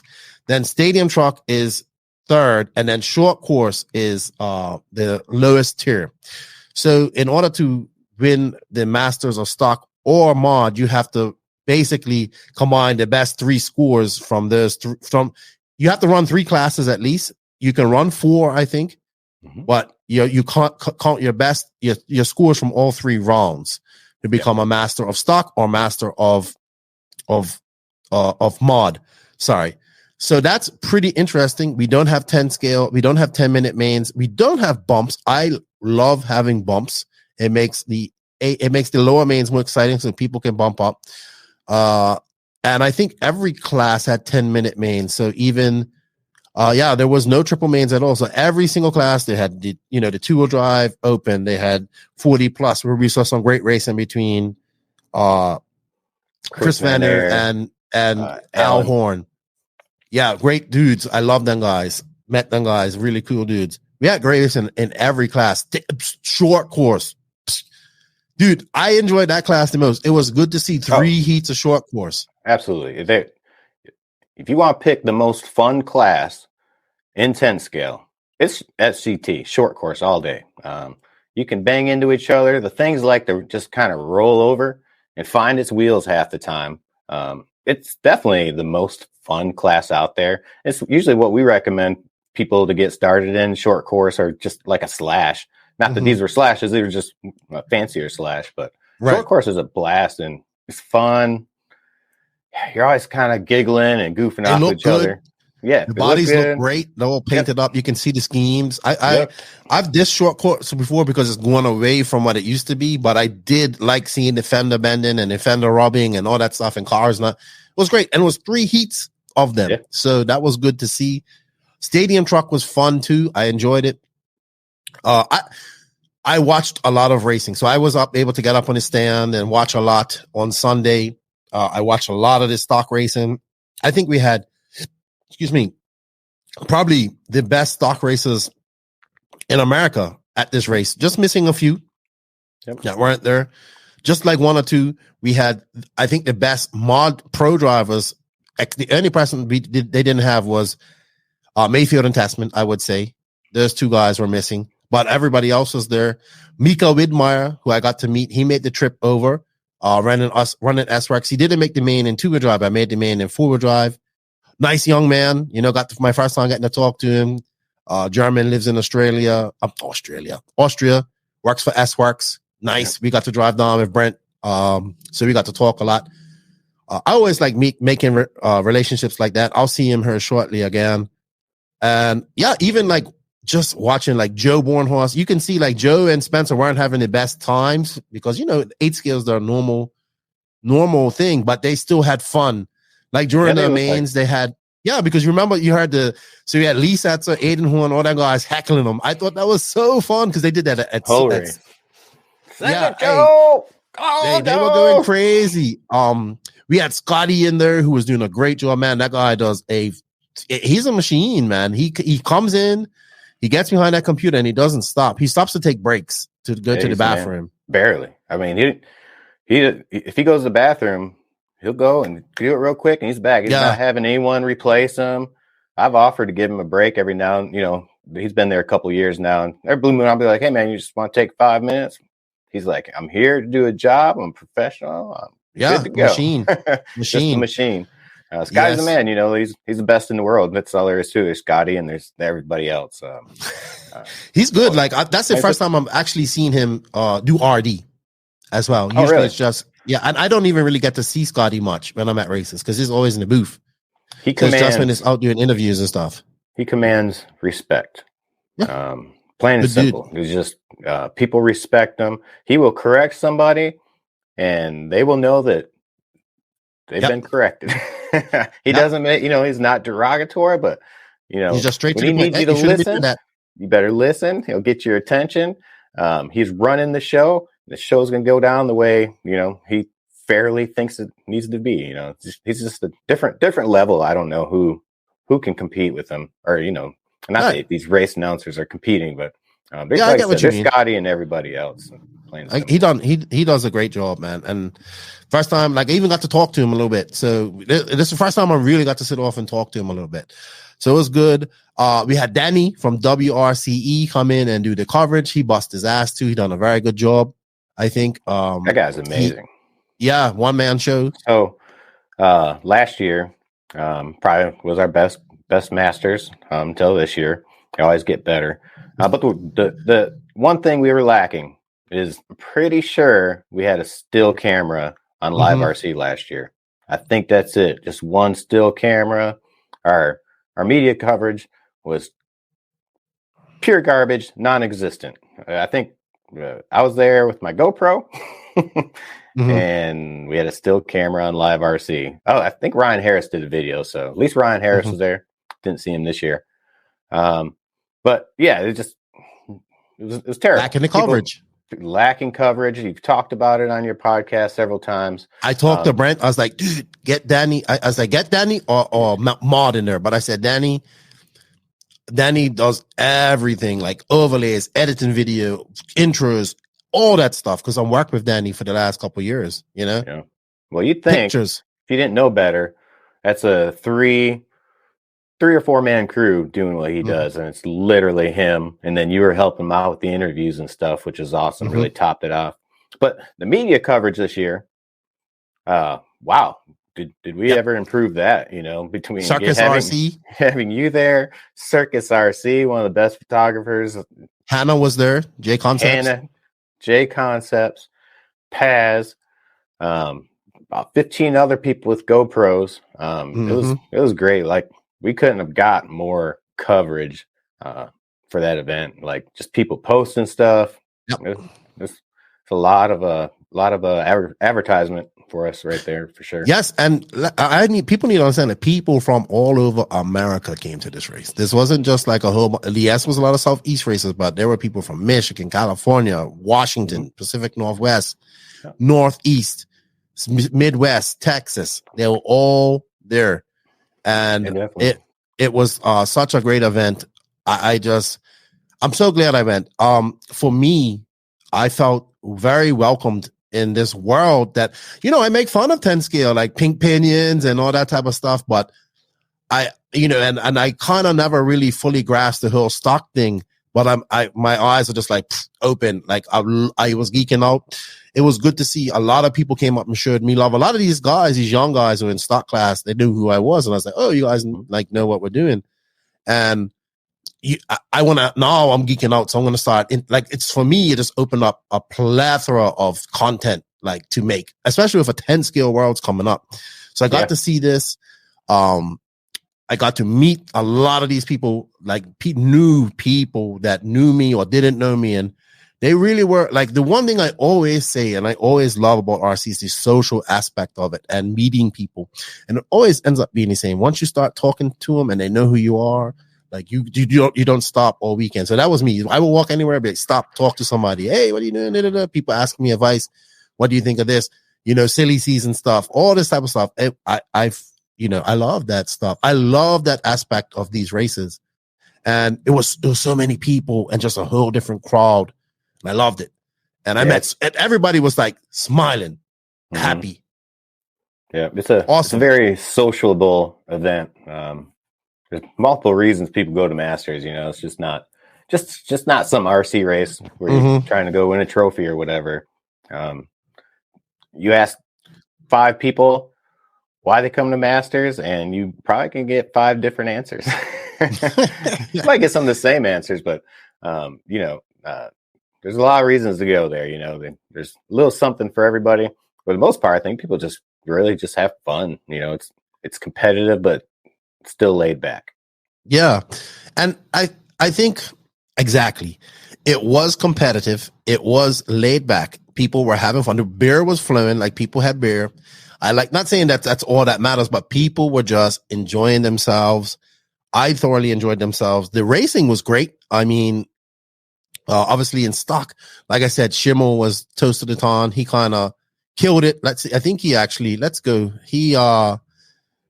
what. So he won the first race. He won the 2-wheel drive main. So he got maximum points for that, followed by Mason Templeman, Doug Laverriere, and Evan Vale. Evan Vale finished 4th. I didn't even realize that. Oh, wow.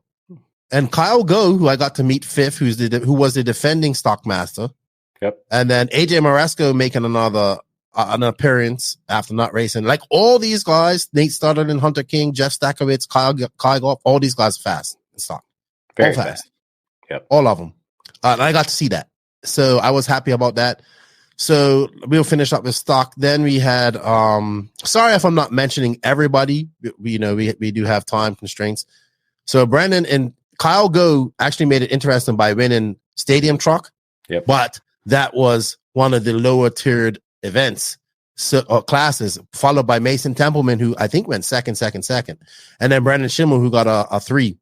So we almost seen a battle here. But then in 4-wheel drive, man, Brennan just killed it. Like his car was just so fast. Like the Trinity stuff is freaking fast. It's like Trinity and everybody else is just playing catch up.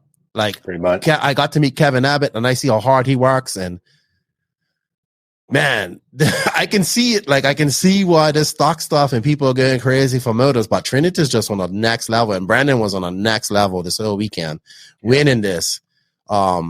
Just winning this by like 4.9 seconds with a Nate Sutherland who like these guys are all good. Nate Sutherland, Doug Laverriere, all these guys are good. Like, you know what I mean? And he just killed it. And he said he's moving up to mod next year. But I can see that. But I see stock now as not a intermediate sportsman or whatever class. I see it as just another class like Truggy, E-Buggy. Yeah. Stock's weird because like you almost want to get like new people to start with stock, not for that, but though. Not necessarily. You almost need 2 divisions of stock, which just makes another class or whatever. But stock's an interesting class because there's nothing stock about it. It's way more modified than modified. Modified class isn't modified at all. They put really fast motors in there. And stock cars. They're closer to stock than any stock car. Stock car has got just lightened parts, so many hop-ups, carbon fiber, motors that are hand-built, hand-picked parts, juicing batteries at 50, 60 amps. There's just so much involved with stock. You'd think it'd be like a new person class, but it's really not at most of these places, because you could have someone who has 10 years experience and almost at a pro level of driving skill. They run stock, and there's nothing wrong with that, because stock does not necessarily mean that, it's the beginner class or you're supposed to graduate from, it's this type of class, and it's highly modified. Yeah, I didn't realize till I went and saw it in person. So that I geeked out on all of that. Congratulations to Brent and Schimmel. I enjoyed it. I think I just love the competition in there. These young guys, most of them are young. I will say this, and I respect it now. So you guys have won me over, Pink Pinion crew. Lefty, you like stock. There we go. Good stuff. I enjoyed that. Then we moved on to mod, which was really awesome, because I thought Fenton was just gonna kind of walk away with this like he's done all year. But Rivkin, he said it in his interview, man, it's been I had motivation. It's not been the best year for me. And he came out like I would say this is the last big race they have this year. Okay, they have AMS coming up at 10 scale. He won two-wheel drive mod.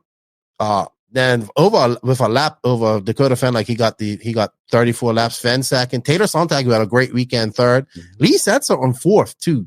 Very good weekend for Lee. And then Aiden Horn, who was the star of everything, because wow, we love that guy on the mic. It's always a party when Aiden's around. He finished fifth in that, so that was a good finish for Rivkin. It was a good fight, but I think Fenn made some mistakes, if I remember correctly, and ended up just having to settle for second. But Taylor done well. I think Taylor actually beat Fenn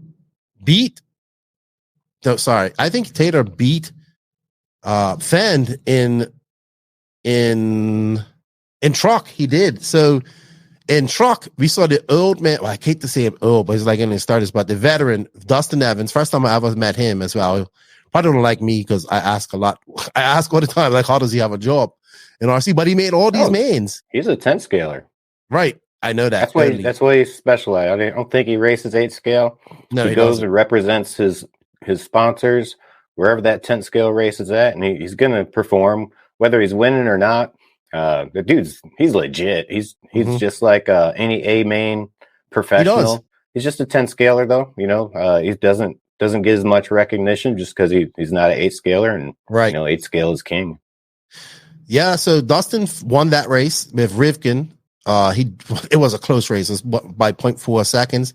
Cavallari came third. Charlie Mataranana, who I got to meet, nice young man. Got to meet him. He finished fourth. Aiden in fifth, another solid. Tater beats Dakota Fenn straight up. Comes sixth. Dominic Paxioni, I met him and his dad. Very nice guys. The Kaufman family, lovely family. Everybody was there racing. Their mom, like I asked her, do you just drink Red Bull and coffee all day? She goes, no, she was out there with 2 blowers. Like off the track every time. I was like, wow, this lady doesn't stop. The whole family was racing. I got to meet his brother. You know what I mean? Great family. Great family. They're awesome. Yep. They're there every year. I don't know how many years they've been there, but as far as I can remember, they're always there. They're awesome. Just a great family. Very good people. Yes. And then I got to meet Austin Cracknell, who's from the Pacific Northwest. My buddy Colin Branch goes, oh, make sure you meet him. I met him and Luke Unis and Austin Cracknell's dad. So it was nice to meet them. He finished 10th.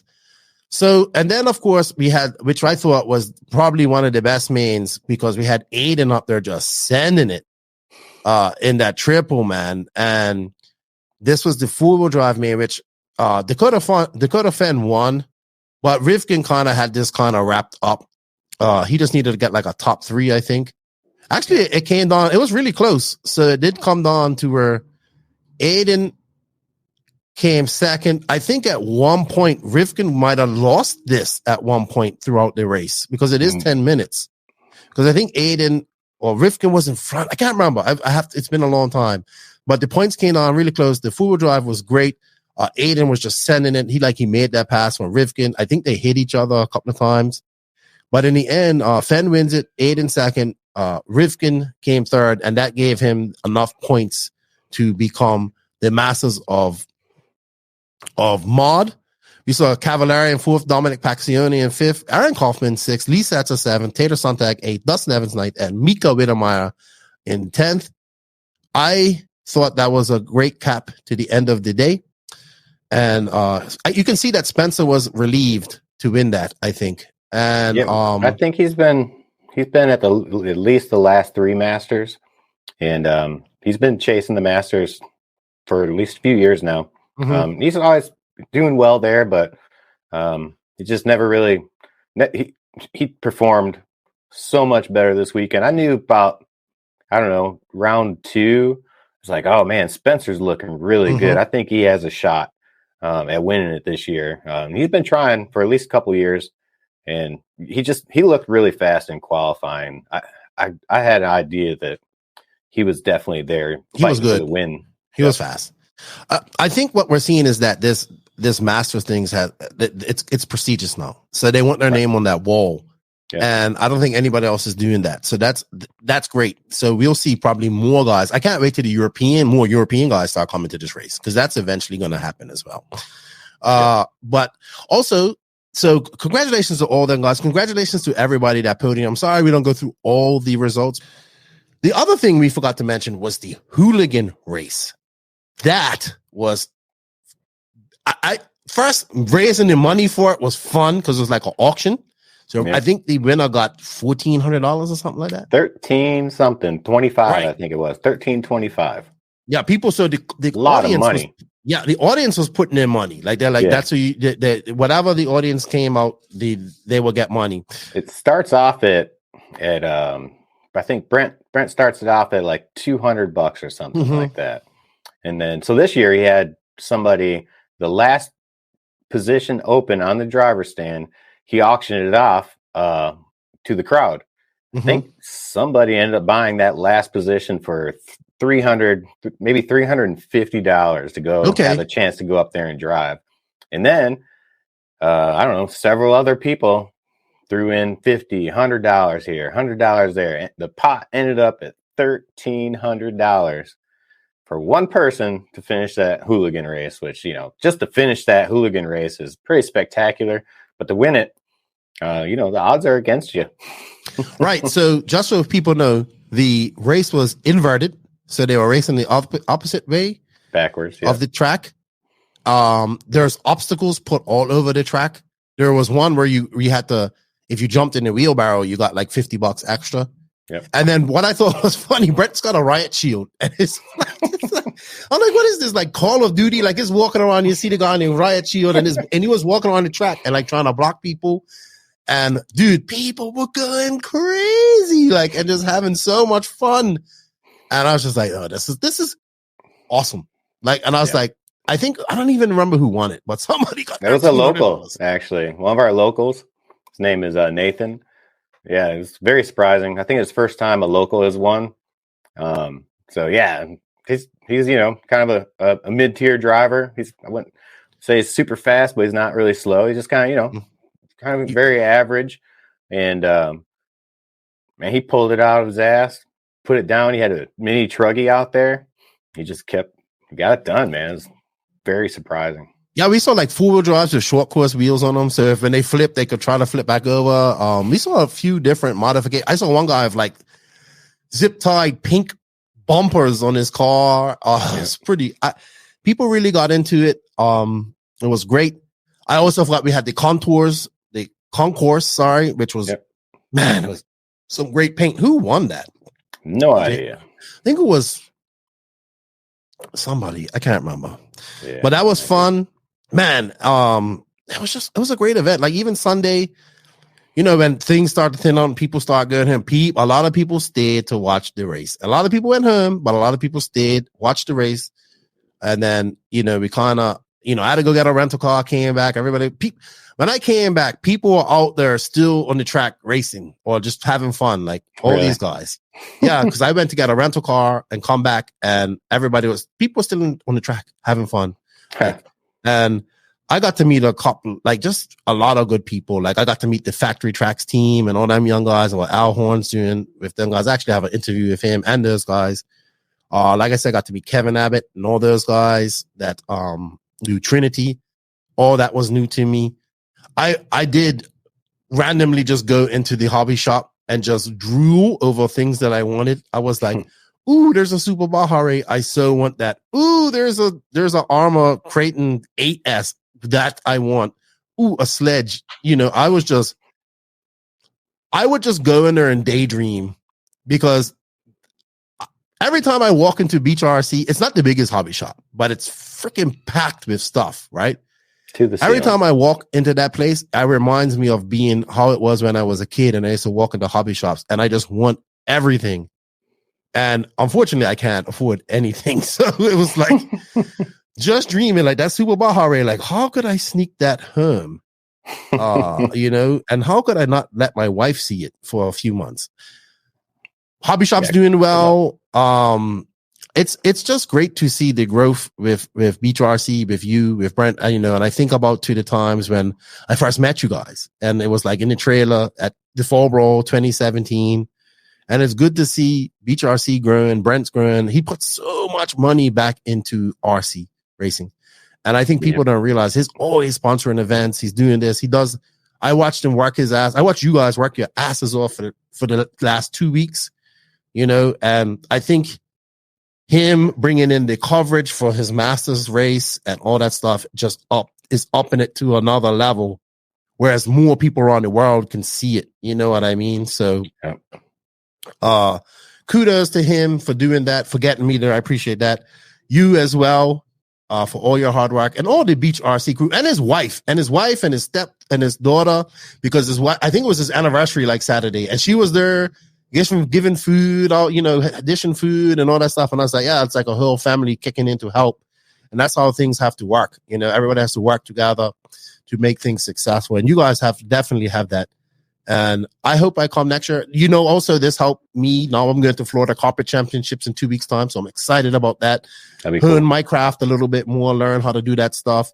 It's been a great year for me on that sense. I learned a lot from RCGP, traveled a lot. And it's through people like yourself who support me and the podcast and what I do, and Brent, because he supports me as well, that I am able to do this. So I just appreciate that side and being able to go there, witness this, enjoy it. Like honestly, I'm not. People think I literally was smiling the entire weekend. I just had such a good time. I can't even say any more than that. Awesome. So thank you. Oh, you're welcome. Glad you came. Yeah, it was fun. 10 scale is different. It is than an A scale, but I mean it's the same thing. We're racing RC cars. It's just different vibes, how you approach it. And fortunately for us, like so Masters of Dirt, it's kind of like getting close to the end of the year.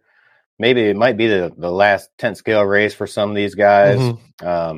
And then also with Fall Brawl, it's kind of the same thing. It's kind of like an end of the year race. So both those races just kind of have more of a laid back feel. We're there to just kind of have a good time, finish off the year strong. So we're fortunate to have races that our pinnacle races at the time that we have them, mm-hmm. which is, you know, towards the end of the year, because kind of just brings back a good vibe.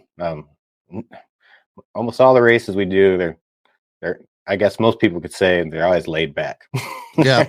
But also the facility can handle serious races. Like I can't see why there can't be any, like a really race there, or maybe a nationals one day, or worlds. Like I don't see why I can't hold any type of race of that stature, because this race had just as many entries as those races and it handled it, in my opinion.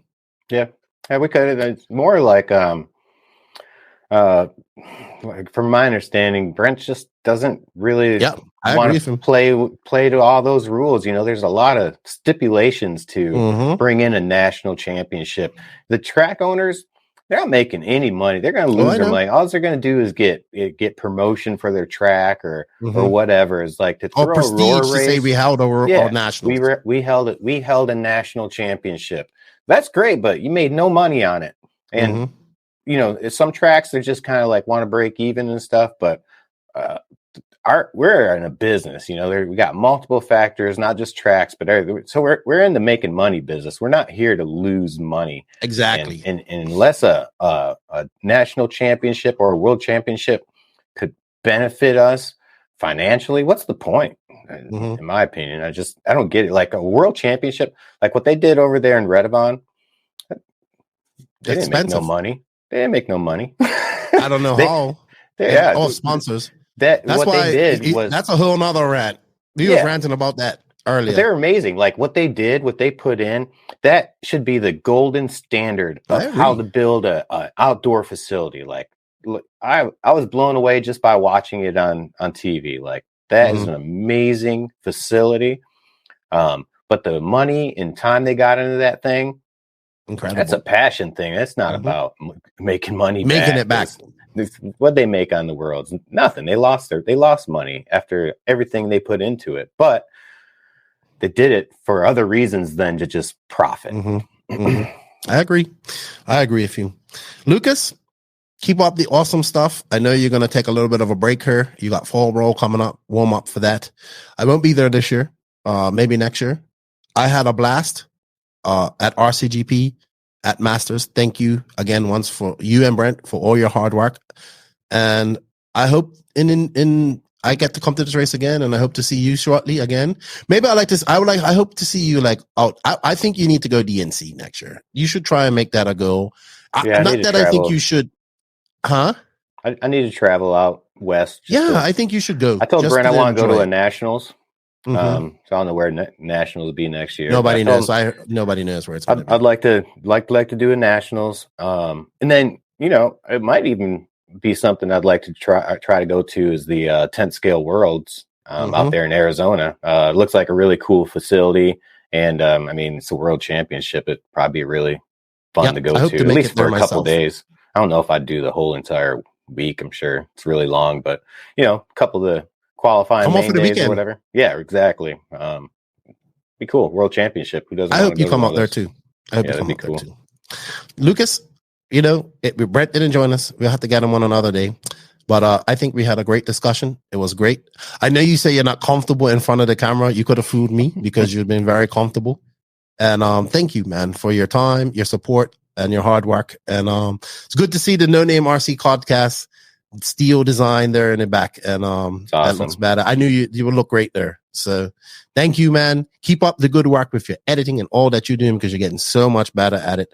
And Thanks, if you guys don't know, go to that Beach RC, hit that sub, hit that notification, hit that like button, leave a comment, because this guy is making great content, and we need to get his channel making him some money so he can do more content. I would like to make money making videos, but I think that's far away. It's a struggle. When is this going to release? Tomorrow? Next week. Oh, next week. All right. So I should have a couple videos out of Masters by then. One's going out today, which is Friday, but you'll hear this next week. So I should have. It's going to be a multi-part series. So I'm probably thinking 3 or 4 Masters recap videos is what I'm going to end up doing. Yeah, I have some interviews too. I'm going to break them down and probably just bunch them together and see if I can find some footage of the guys' cars running. I had a great interview with Al Horn. The Factory Tracks guys, they went crazy for a little bit. So I'm going to have to break that up. And yeah, I got some editing to do. I got about 2 weeks in. And then I'm back at Florida Carpet Championships. I'm happy to go there. And man, I'm blessed, man, traveling. And then 3 weeks in South America after that. 2 days home, then 3 weeks in South America, which should be a lot of fun. A lot of work, but a lot of fun. It's crazy. So I know, hey, when it rains, it pours. I love this, man. You got to take advantage of it, right? Dude, I sat at Masters and I was going home from the race in the airport, and I'm like, yeah, I'm one of them people, and I'm wearing my cowboy hat that I bought, so everybody's looking at me. And I just thought, I'm one of them people that you just don't know what they're doing at an airport that has a cool story. And so whenever I talk to somebody like, oh, what are you doing? I'm like, this is what I'm doing here. And it just starts a whole another conversation. Filling out, this is what I do, blah, blah, blah. Right. And I'm just like, man, I love being an ambassador for RC. Yeah, so, it's cool. Cool, dude. Thank you. Have a good day. And get some rest this weekend. Will do. Hey, I've been on vacation since Monday. So just to give Brent a little credit, he has not had a day off since Masters. So he's still grinding it out. It's probably why I didn't show up on this podcast. I have been on vacation, and I will not get off vacation until next Monday. So I definitely am getting my rest. Yep. Well deserved. And I wanted to say thank you to all the people of the 10 scale genres who made me welcome there this past weekend. It was great getting to know you. Shout out to Corey Humphreys, who kept me hydrated and even got me food throughout the day. He had water, like, take water, whatever you need. And just the love that I was shown, I love it, man. Thank you guys, because I'm an 8 scale guy, pure and simple, but I love 10 scale now. So it was great. And I appreciate the new relationships that I met or people that I just met. Thank you guys for all the support, because I wouldn't have been at that race without you guys either. So yeah, I appreciate that. Lucas, we got to go. All right. You have a good one, buddy. And thank you for all that you do. No problem. We will see you soon. Yeah, buddy. And this week's Silly Season Talk is brought to you by Lugz Racing, who has over 55 years of combined experience in RC. They've been testing treads, wheels, and rubber for performance. The Lugz Econ tires were developed with racing budgets in mind, high quality but lower cost. The savings can be passed on to you, the racer. They also have their Lugz Racing tires, which provide pure performance made using Lugz custom molds and proprietary compound. They just released their slides. I was looking at them at RCGP. Tires are available in medium soft, super soft, mega soft, and long wear. You can go to www.lugsracing.com and use the promo code NNRC Lugz in all caps, and you will save, I believe it's 25% off with that order. So thank you to Lugz for all their support. And we're going to talk a little bit on silly season, Max. So before I go on, disclaimer, these are all rumors. These are all hearsay. Nothing has been confirmed. I want this to be said before I get into this, but silly season has started. I've been camping. I've been waiting like a sniper on Call of Duty, and I finally see it. I was at these 2 races, especially at Masters. There's a lot of talk about what's going on in silly season, and then obviously Chris Circus or Circus RC kind of broke it all with a Mayfield poster the other day. So let's just go talk right about that. Let's just tear the Band-Aid off. Tear the bandage off. No, zero responsibility. No worry about how you feel about that. The biggest rumor we're hearing now is, let's talk about it. Mayfield is out at Mugen, and there's a few companies that people are associating him with. So let's just talk about Mayfield being out from Mugen real quick. I would say I'm not too surprised.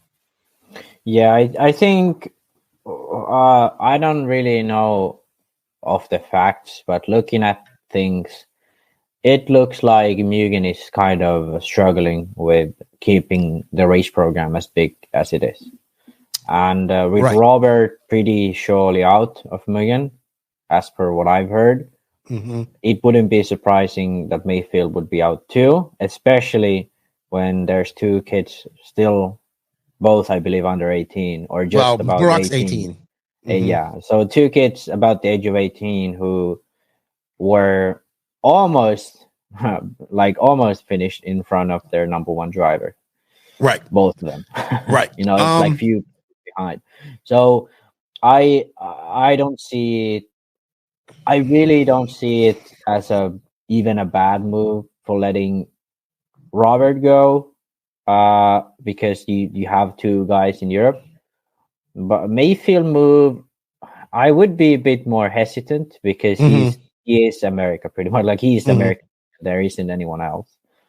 But if it is about money and they want to downgrade their operation, then it's Mayfield's out, and I don't really see much places where he could go apart from like Tekno. I mean, Losi, but there's Fend, AE, but there's Ongara and Rivkin. Well, I mean, he's friends with Rivkin, but but Rivkin he's getting it done on the 10 scale side of things. And then they have Aiden and Cole and all these other guys. Obviously, they're not Mayfield. So let's just dress back real quick.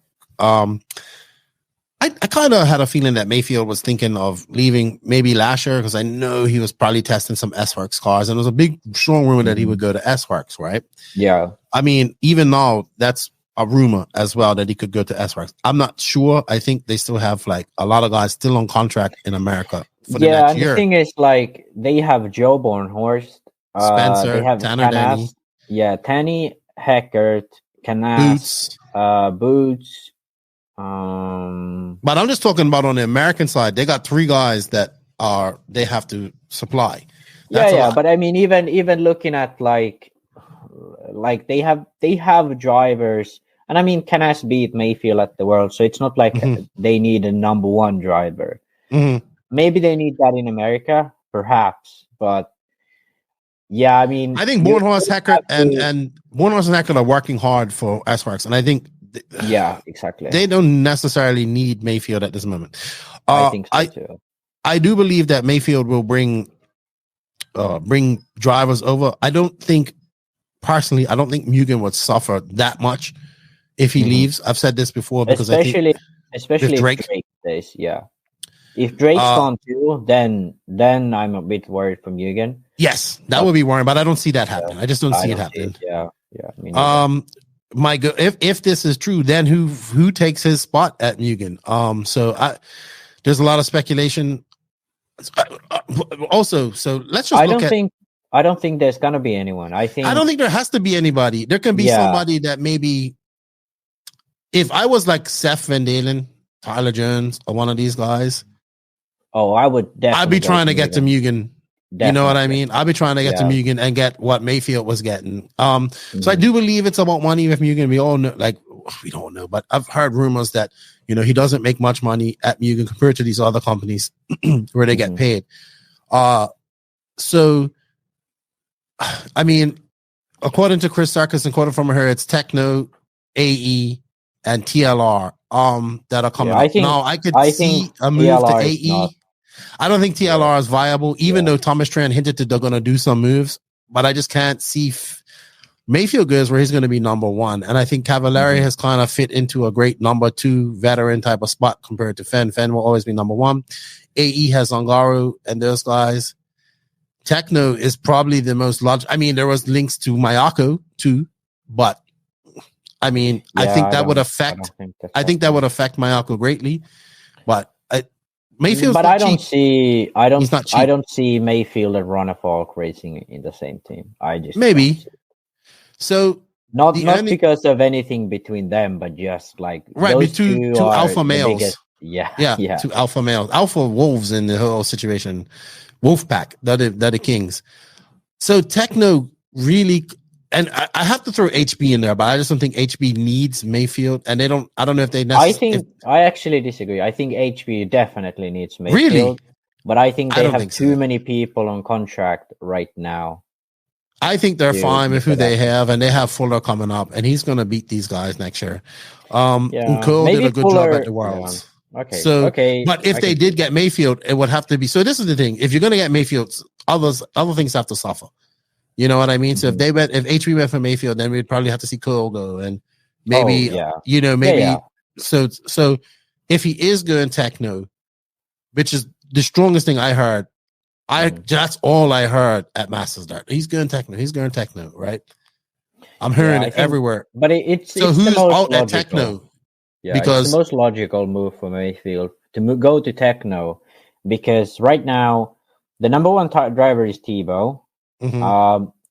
And I'd say anyone would right now switch like Mayfield or Tebow for Mayfield, Well, that's the thing. So what happens here? Because then this kind of coincides with the rumors that I'm hearing about Tebow, that he's probably out at Tekno.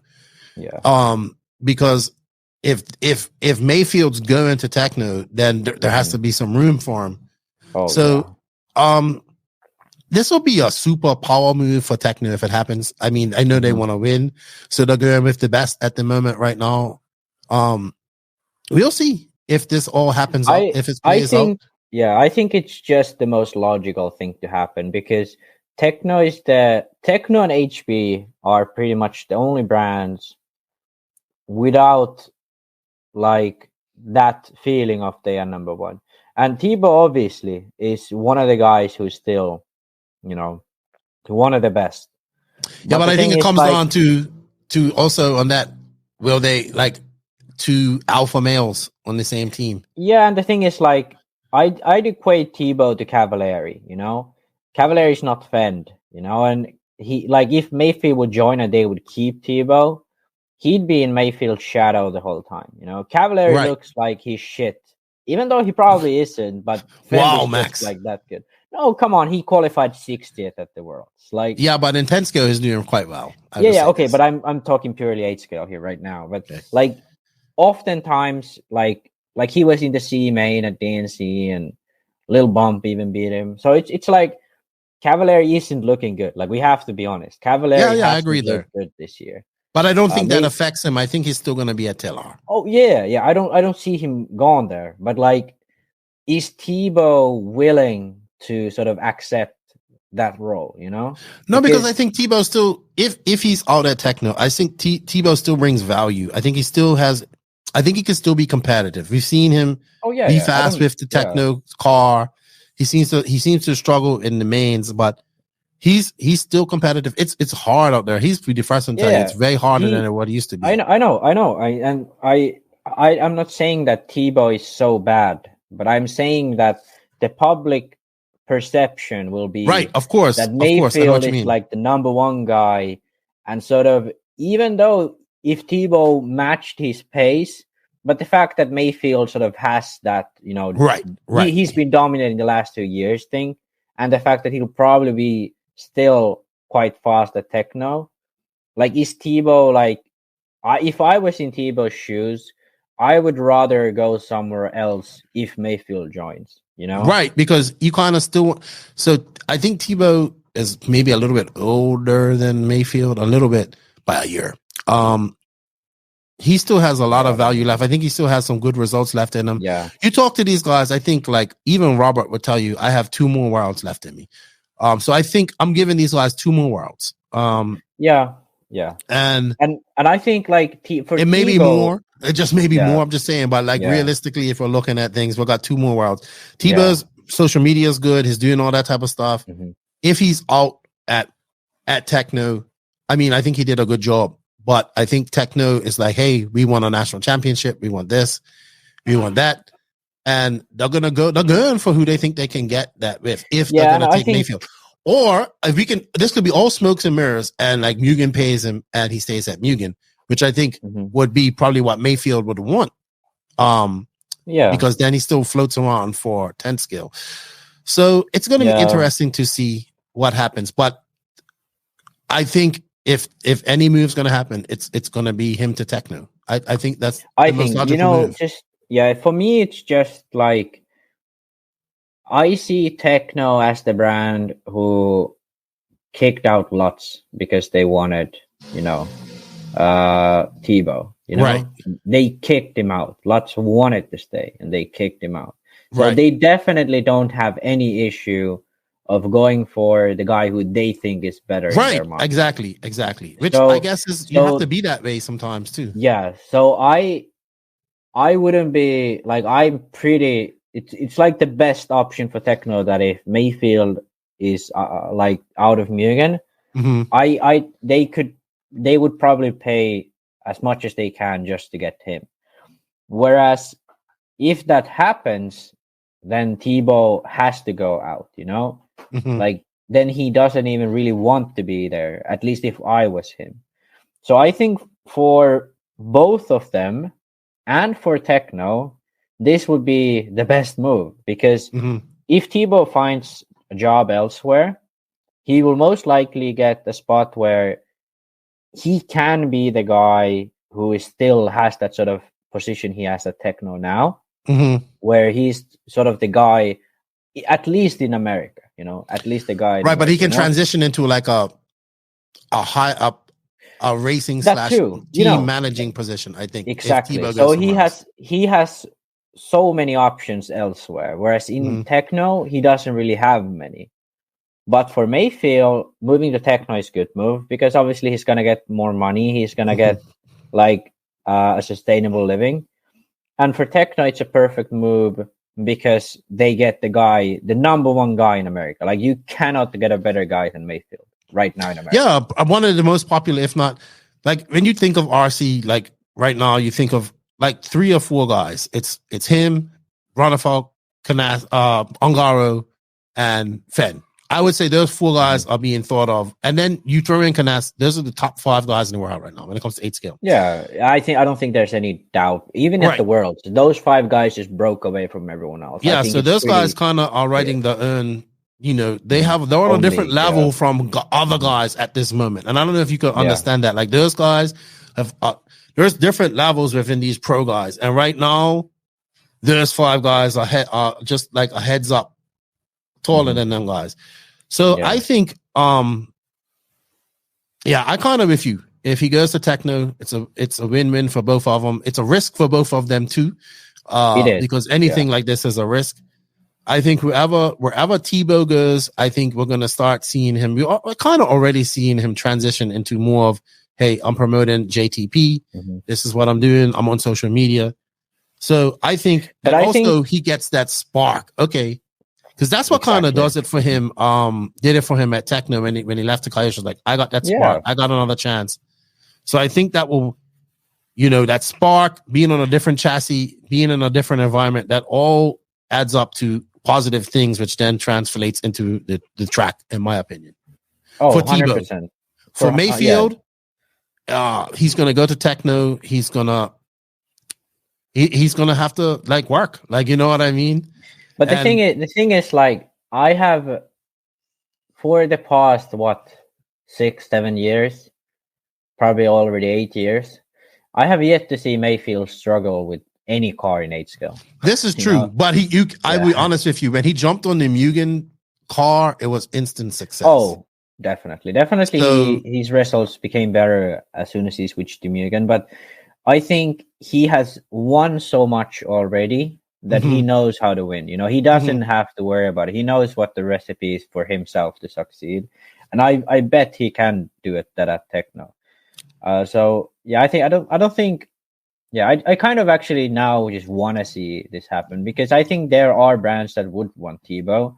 And also I think there are brands that fit Tebow better than Tekno does, because as far as I know, Tekno is kind of type of like company that they lead it and the drivers are the drivers, whereas other brands, for example, David at HB, that was basically like HB and David were synonymous, for at least a big part of the world. Like if you said HB, everyone thought about David Ronnefalk, Right. So I think there are brands out there which Tebow would fit perfectly. Now, what brand is it? I don't know. It can be HB even, maybe, because I don't think Tebow is like as expensive as Mayfield will be for them. It can be, I don't know. It can be almost any brand at this point, except for like, it can be AE. I don't think it's TLR. AE or TLR. TLR is like, maybe not, maybe yes, because they already have Cavalieri, but like it can be AE, it can be HB. It could be Mayako. It could be Agama. Mayako, Agama.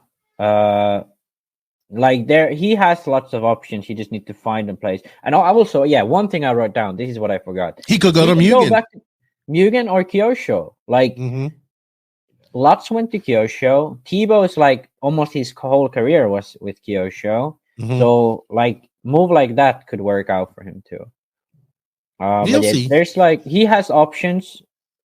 If he gets offered a deal from one of those, I think that is going to be better than what he's doing right now. Because also for the fact that for him, I feel that he's a bit frustrated for not like winning. Even that this year he was like saying like I just can't like these kids are fast. The speed is like more than it used to be, and all that type of stuff. So I can sort of read between the lines and see that he is a bit frustrated. So I think he needs a change for himself too. And I think this could be the perfect opportunity, or I just hope it all goes well for him. Yeah, I think so too. I think when I heard this, I'm like, all right, so I get it why Tekno wants Mayfield. And like you said, it's just math. If he comes, all those have to go. And we'll see. Nothing is official yet. Like I said, so far this is all hearsay, but this is strong rumors that we're hearing.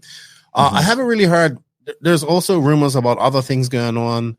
I think we're going to see S-Works pushing a lot with 10 scale this year as well, and getting a lot of regional people.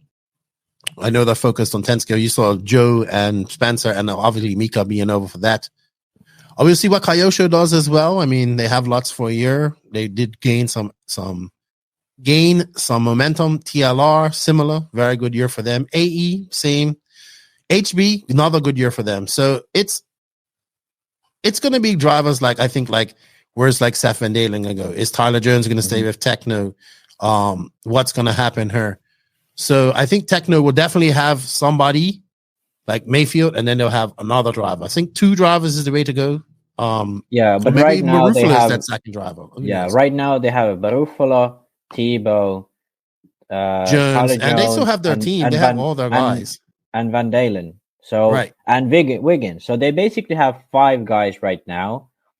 I think if they let Tebow go, they're gonna let Jones go, and I think Jones is already on his way out. So then they would end up with Wiggins, Van Dalen, and Mayfield in America, and Barufalo in Europe. But if I'm Jones or Van Dalen, I'm trying to get that Mugen spot. Oh, 100%. If I'm a guy who's kind of, like even Mason Fuller, he has a good spot at HB. But like he's the type of driver who, if I was Mugen America, I would try to get him, because he's going to be cheap, relatively speaking. Not as cheap as the other guys, to be honest. No. But because his value went up. Like, but it's not like you're going to have to pay more for Tebow and Cab than you have to pay for Fuller. And Fuller is definitely right now the better option business-wise. If Tebow goes to Mugen, I will be surprised, because I think the same issue will arise that he needs to make more money, and I think that's a big issue with Mugen. I could be wrong. It could be all smoke and mirrors. Mayfield couldn't be staying where he's going, but the strong rumors are that, like, we're hearing that he's out and he's going to Tekno. I've heard that multiple times. We'll see. So that's the silly season rumors, and who knows? Maybe Drake takes an even bigger role in Mugen America, and he signs a driver on the Drake Racing Mugen or Mugen Drake Racing. Like, maybe that could be even a case. So I don't know. Yeah, as we learn more stuff, we'll talk about it. But that's the latest silly season rumors we've been hearing. Max, so there's one question I'm going to ask, and then we're going to wrap it up. And you can answer this the next time I'm on, and we want you guys answers as well. So we came up with this question: where would you? We talked about Lewis Hamilton. We saw the RC Visions thing that he did, and I was listening to Extra Lap podcast, and they were talking to 2 guys that done that. You should actually check it out. It's really good about taking RC racing to less developed communities and stuff like that. So I took two personalities. So I'm gonna take 2 that have had some RC influence: Lewis Hamilton, Travis Pastrana. So which races would you invite Lewis Hamilton to come watch and be a part of and partake in? And which race would you invite Travis Pastrana to come and be a part in? And I figured out 2 great races for both of these, but I want to see what the people say, and I want to see what you say. So we're talking about 2 different type of people, 2 different genres of full scale stuff, 2 different people on a scale. I think a lot of people know Travis Pastrana, and a lot of people know Lewis Hamilton. Obviously, Lewis Hamilton's probably a little bit more popular, a lot more. Which race in RC would you take those guys to show them what we do? Remember, 2 different characters, 2 different races. Use your brain. Any race in the world. Any race in the world. Past, present, anywhere. Or any race that's going to happen. So think about those 2 people and which race if you had one chance to say, hey, let's go to a race. I want to take you. I want to show you what RC is, what we do racing. Where would you take them? Max, thank you for your time. I greatly appreciate it. I know you're in a hurry. I'm going to let you go now, because I know your girlfriend's getting on you, and I'm going to do the conclusion here for you. It was great fun. We appreciate having you on, and hopefully having you on her shortly. Keep up the good work. I know you're busy building tracks and in school and doing all this type of stuff. But thank you for your time. Excuse me. Oh, I burped right there. Yeah. Excuse me. Thank you for your time. It was fun. I'm glad you enjoyed your birthday, and enjoy the rest of your day, man. Yeah, you too. We're gonna talk maybe next week, maybe in 2 weeks. Yeah, I think next week. Yeah. So you'll be back on hopefully next week. All your listeners can hear my beautiful voice and awesome insight. There we go. See, as arrogant as ever, Max. I gotta end it like I started it today. You always gotta do it. See you later, good buddy. Yeah. See you Thank guys. All right, so that's it for us this week, guys. Thank you for all your time. I just want to shout out to a few more people. Shout out to my boy Matt and Roberto. I met them. They're Florida guys. They're really cool guys. We had a lot of fun together. Shout out to my boy Salty Joe. It was good to see you and hang out with you, and I stayed with you. Big shout out to my boy Mike Hill and his wife Heather and Rocky and his family as well. They had me over as guests. I got to go have dinner with his mother and his father the first night there in North Carolina. Was good. His mother's she's lost a lot of weight and she got some knee replacements, man. She looks like a new person. That was great being in America again. Really enjoyed my time there. Thank you to everybody that made me feel welcome. Came up and showed the NNRC some love. I just can't. Sometimes I feel like I don't know how to show my appreciation more. So I'm trying to figure out ways to show my appreciation. But thank you to everybody. Greatly appreciate that. We can't do it without you guys. Just if I missed you in this chat, I apologize. I meet so many people. I talk to so many awesome people. Just real quick. Also, I got this at the racer from gentleman. He had a Star Wars tattoo on his calf. I thought it was a pretty cool. Locked in RC. It's a soft feel steering wheel, so it's like a gel steering wheel. I'm gonna put it on my car. He has various colors. Check them out at looking for their website. It doesn't have a name. I think they have a Facebook as well. Locked in RC. Obviously, I got my G-Spec cables. Thank you to G-Spec. Check this cool brush that Brent from RC Body Armor sent me, so you can open it up like this. Goes and forms in different ways. He sent that with me with some stuff he sent me as well. I have them here. I have to open up the rest of the package. Some stuff I got over the mail. Heard there's a new series coming in Florida done by Flying Ryan LeCourier. Good to see a lot of people get behind that. All Out as well. Their deans got a whole bunch of clay coming in, building a badass track. See everybody in Florida shortly. Leaving on the 16th. Looking forward to that. Tune into that. Our Florida Copper Champs is going to be great. Can't wait. With that said, I'd like to say thank you to all of the NNRC squad around the world. Truly, we can't do it without you guys. Shout out to the patrons of the NNRC. Thank you guys for all the support. You guys help me enjoy RC. Thank you. Thank you to these awesome companies that support the NNRC. If you're a company looking to support the NNRC in 2023, hit me up.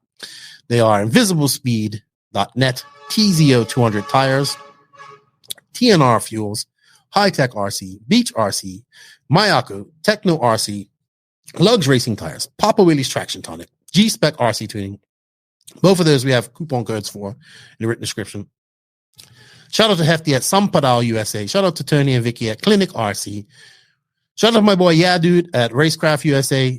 Thank you, David Isherwood, for everything you do with RCGP. Thank you to Connie for all you do at House of RC. Thank you, David Ronafalk, Jared Tiba, Alexander Hagberg, and Robert Batty for your support of the NNRC. And Nitro's the glory. E-Buggy pays the bills. We'll be back next week. And also, don't forget to check out last week's podcast. Oh, I do have some interviews that I have to from Masters Dirt that I have to do. Like interviews with Factory Tracks, interviews with a lot of TLR guys. We'll be working on that this week and getting that up for you guys as well. With that said, Nitro's the glory. E-Buggy pays the bills. Lefty is out.